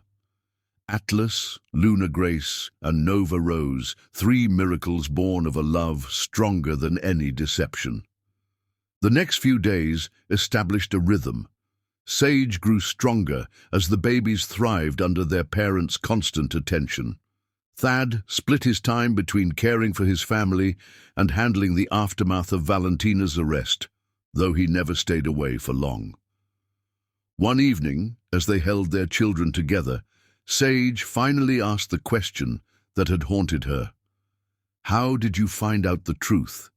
Thad shifted Nova gently in his arms, making sure her monitors were undisturbed. An IT specialist came forward, Jenny Chen. She had evidence of every manipulation, every lie. "My mother. She'd planned it for months." "I should have trusted my heart," Sage whispered, watching Luna sleep against her chest while Atlas dozed in his incubator. "Deep down, I knew something wasn't right about those photos, that video." "No," Thad kissed her forehead. "You were protecting our children. I'm the one who should have seen through her schemes sooner." Their conversation was interrupted by Atlas demanding attention, his tiny cries bringing smiles to both parents' faces. "Someone's jealous," Thad chuckled, carefully transferring Nova to her incubator so he could lift their son. "Definitely got that from me." "The good parts," Sage corrected, watching him with their son. "Your passion, your determination, your strength," he countered. "All 3 of them have your incredible strength." The babies had inherited the best of both parents. Thad's artistic soul and Sage's creative spirit, his determination and her resilience. Even in the NICU, their personalities began to shine through. Atlas was the guardian, always alert when his sisters had their checkups. Luna Grace observed everything with artistic curiosity, her tiny hands reaching for light and shadow. Nova Rose charmed every nurse with her sleeping smiles and peaceful nature. As the days passed, their room filled with evidence of both parents' artistic talents. Thad sketched their children constantly, capturing every precious expression. Sage designed their first outfits, tiny clothes that would mark milestones to come. One night, as moonlight painted silver stripes across the hospital room, Thad knelt beside Sage's bed while she fed Luna. "Marry me," he whispered. "Not because of the babies, not because of any obligation. Marry me because these past months without you were hell, and I never want to spend another day not being your husband." Sage's free hand cupped his cheek, feeling the dampness of tears. "You already asked me once," she reminded him gently, "and I'll ask 1,000 more times if needed." He pressed something into her palm, her original engagement ring, restored to its rightful place. "I carry this everywhere, waiting for the right moment to return it to you."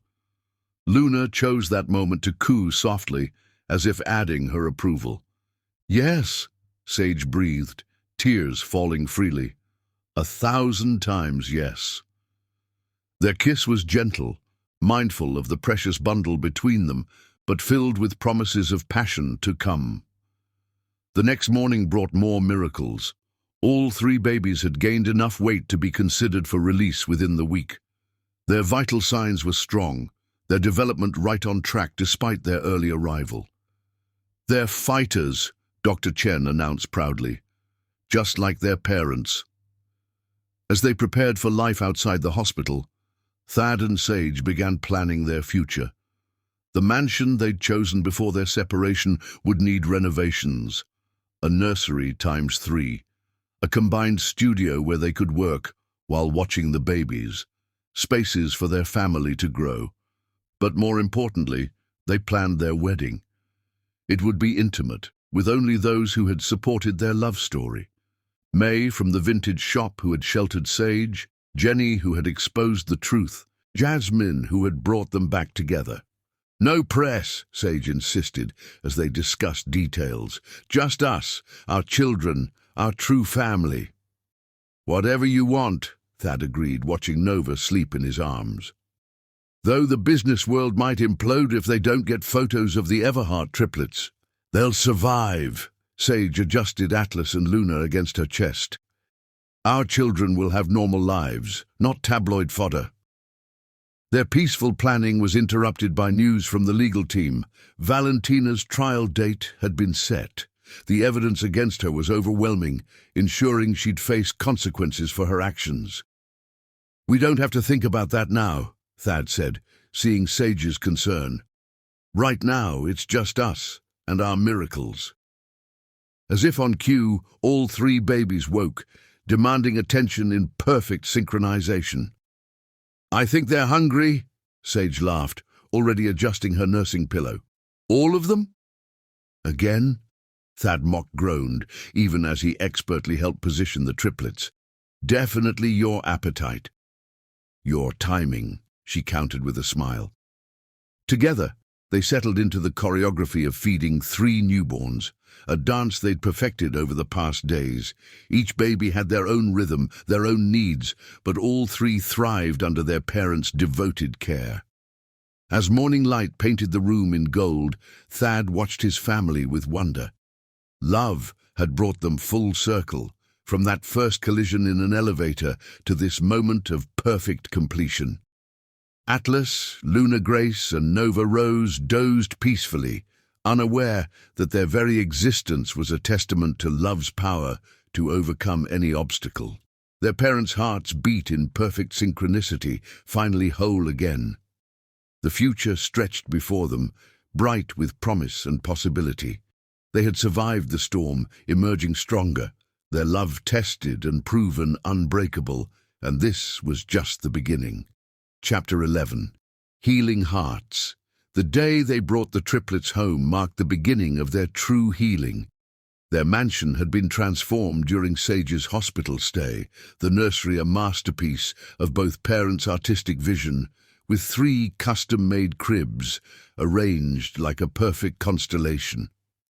Thad carried Atlas, while Sage cradled the girls as they crossed the threshold. Every step felt momentous, charged with the weight of new beginnings. "Welcome home, my loves," Sage whispered to their children. Luna Grace and Nova Rose blinked up at her with identical expressions of wonder. while Atlas watched everything with his father's analytical gaze. The nursery took their breath away. During Sage's recovery, Thad had worked with her designs, bringing them to life in extraordinary detail. The ceiling was a painted night sky, constellations marking each child's birth position, custom mobiles hung above each crib, celestial bodies for Atlas, dancing figures for Luna Grace, and shimmering stars for Nova Rose. "It's perfect," Sage breathed, tears gathering in her eyes, "exactly as I dreamed it." "Your dreams brought us here," Thad said softly, shifting Atlas to wipe away her tears. "Every sketch you made while carrying them, every hope you held, I wanted to make it all real." Their first night home established new patterns. The babies, used to the NICU's constant monitoring, needed frequent reassurance. Thad and Sage took turns soothing their tiny warriors, learning each child's unique personality more deeply with every moment. Atlas proved to be the night owl, refusing sleep until he'd personally checked on his sisters. Luna Grace created midnight symphonies with her coos and movements, while Nova Rose slept peacefully, waking only to feed with a dreamy smile. Dawn found them in the nursery's rocking chair, Sage nursing the girls while Thad walked with Atlas, humming softly. "I never thought I could love like this," Sage confessed, watching their son finally drift off in his father's arms. "It's overwhelming sometimes. You, them, this life we're building." Thad knelt beside her chair, Atlas secure against his chest. "You've given me everything I never knew I needed. A real family, pure love, 3 perfect miracles." Their moment was interrupted by Luna Grace's artistic protest. She'd finished feeding and wanted everyone to know it. Her tiny hands conducted an invisible orchestra as Thad helped Sage adjust both girls. "Definitely your dramatic flair," he teased, earning a tired smile from Sage. "Your timing," she countered, remembering their ongoing debate about inherited traits. As the days passed, they settled into a rhythm uniquely their own. The mansion's studio became their command center, a space where they could work while keeping the babies close. Sage designed her new fashion line between feedings, incorporating elements inspired by their children. Thad managed Everhart Technologies remotely, his conference calls often accompanied by the gentle sounds of 3 sleeping infants. Their love deepened with each shared moment, each small victory in parenting triplets. The trust that had been shattered began to rebuild, stronger for having been tested. One particularly memorable evening, after successfully getting all 3 babies to sleep simultaneously, a rare triumph, they retreated to their bedroom balcony. The city sparkled below them as Thad held Sage from behind, both listening to the nursery monitor's peaceful breathing. "I found something today," he said softly, pressing a kiss to her neck. While organizing the studio, he produced a sketchbook, her pregnancy journal, filled with drawings and hopes from before their separation, pages of baby clothes designs, nursery ideas, and intimate thoughts about their future together. "I couldn't look at it before," she admitted, tracing the pages with trembling fingers.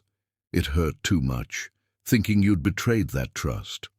I will spend the rest of my life making sure you never doubt my love again." His arms tightened around her. "Every dream in this book, every hope, I want to make them all come true."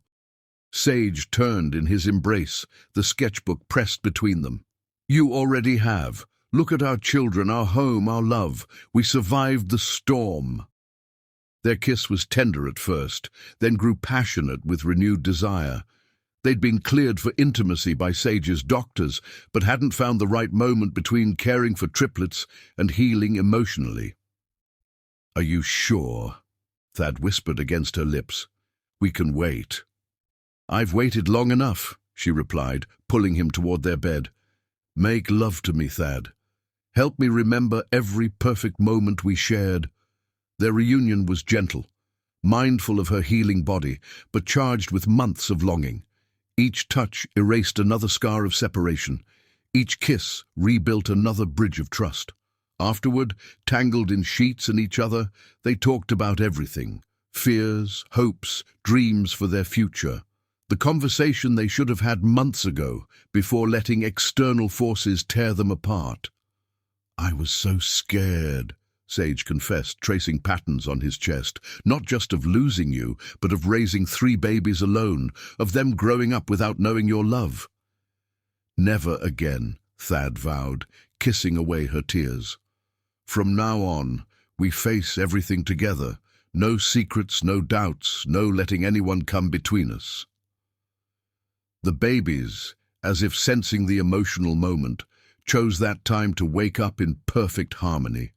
Both parents laughed, quickly dressing to attend their demanding audience. In the nursery, they worked in synchronized perfection, changing, feeding, soothing their little ones. Atlas supervised from his father's arms, while Sage settled the girls for their midnight meal. "They're getting bigger," Thad observed, watching Nova Rose's cheeks fill out as she nursed. "Growing strong like their father's love," Sage agreed, adjusting Luna Grace's position. The healing wasn't just emotional. Sage's body grew stronger each day, her surgical scar fading to a silver line that Thad kissed reverently each night. The triplets thrived under their parents' devoted care, reaching milestones that amazed their pediatrician. Their first family photo shoot captured the journey perfectly. Instead of formal portraits, they chose intimate moments in their home studio.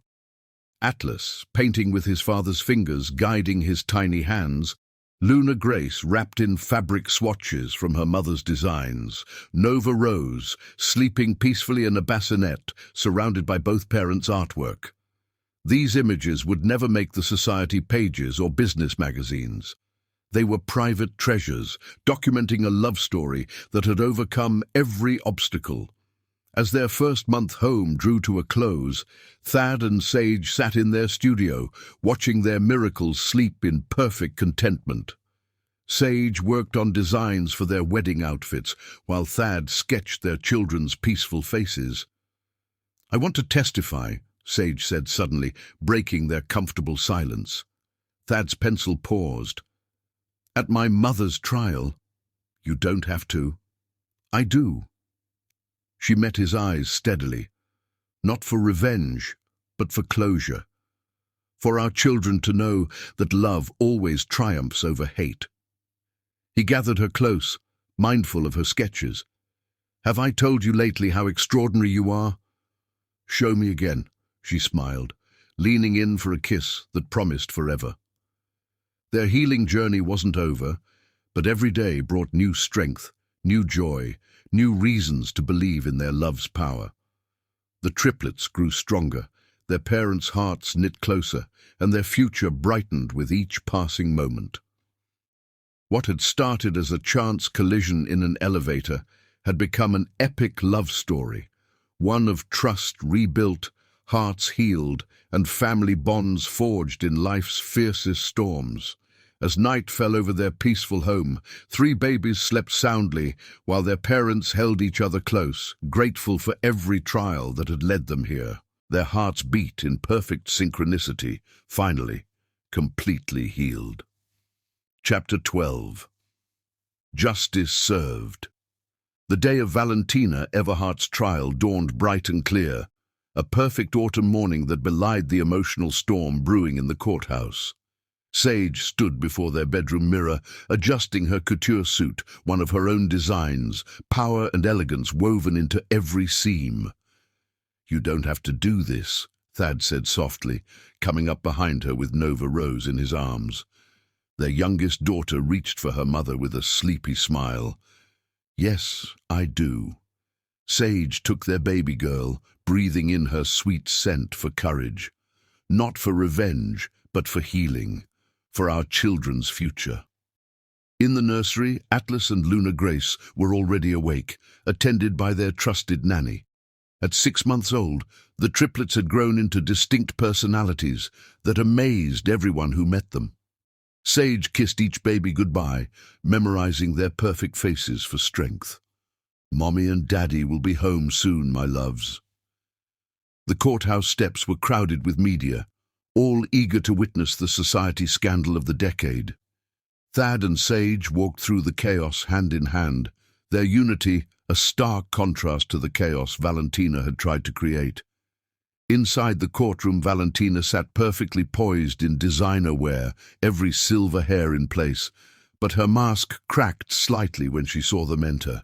Not broken and bitter as she'd hoped, but stronger and more in love than ever. The evidence against her was overwhelming. Jenny Chen's meticulous documentation, Ariana Prescott's testimony about being coerced into participating, the paper trail of forged documents and manipulated media. It painted a damning picture of obsession and control.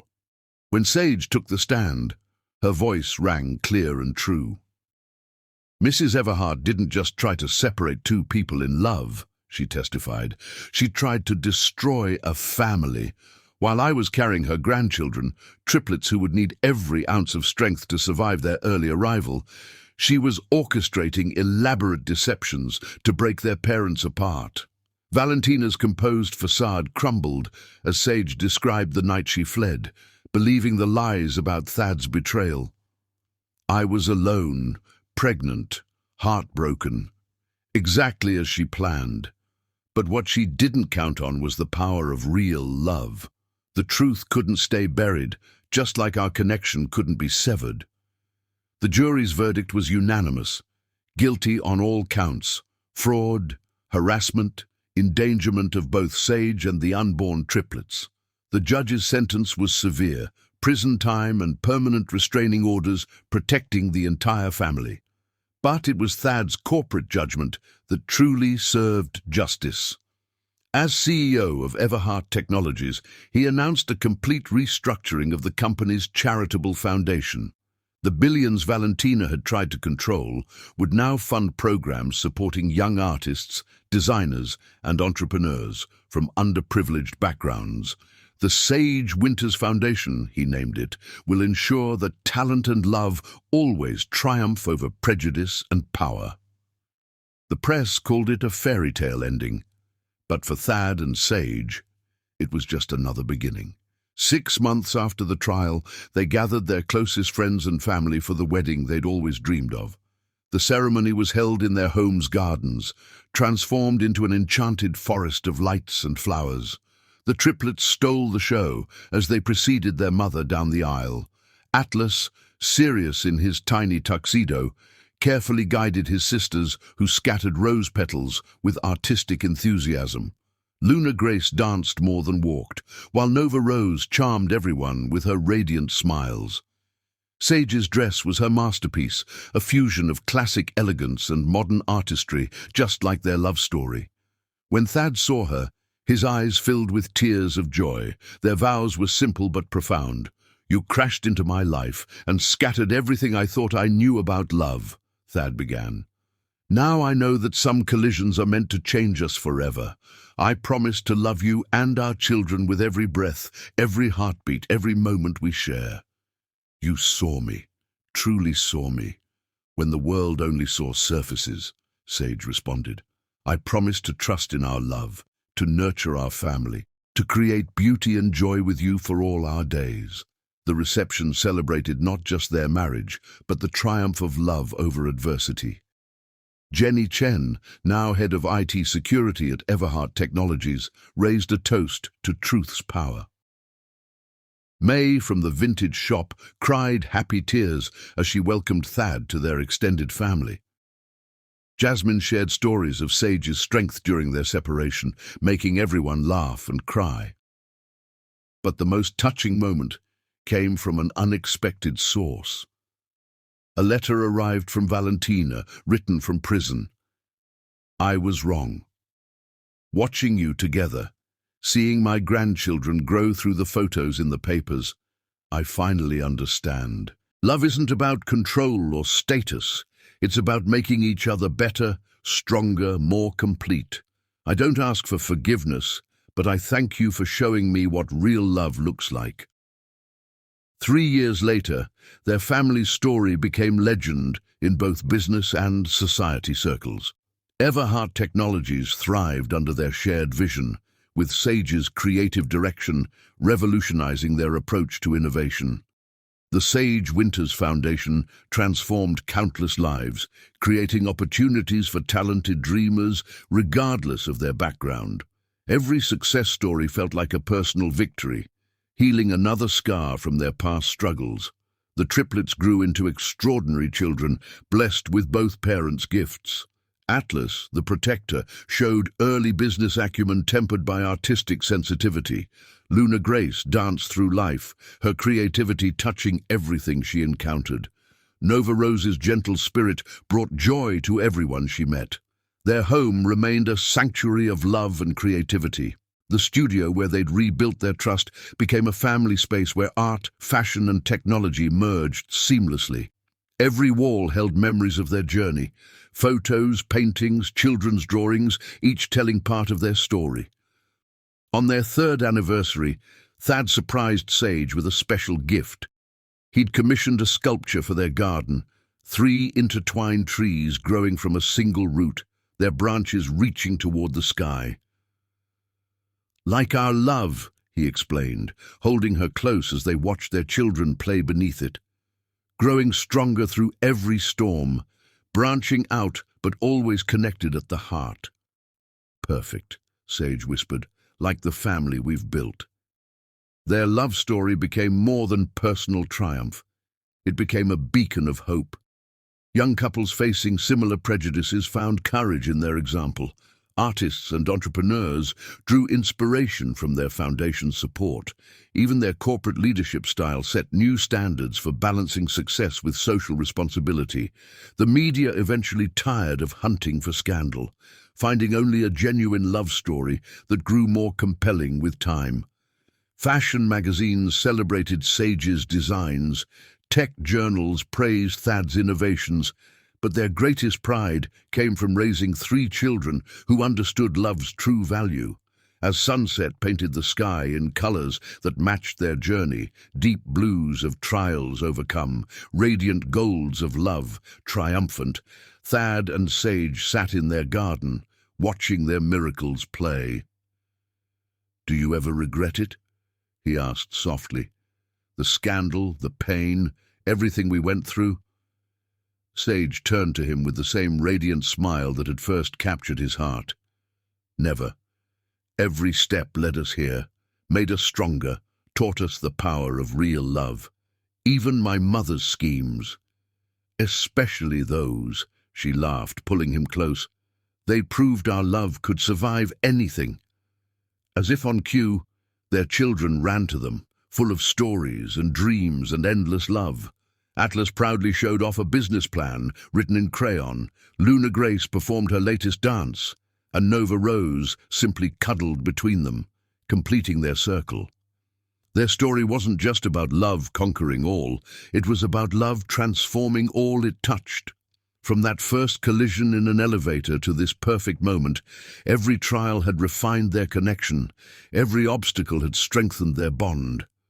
They had built something rare and precious, a love that not only endured, but elevated everyone it touched. Their legacy would live on through their children, their foundation, and the countless lives they'd helped transform. As night fell over their perfect paradise, stars appeared one by one, like the pieces of their journey coming together into a constellation of joy. Their love had become a masterpiece, painted in trust and forgiveness, framed in family and purpose, and this was still just the beginning.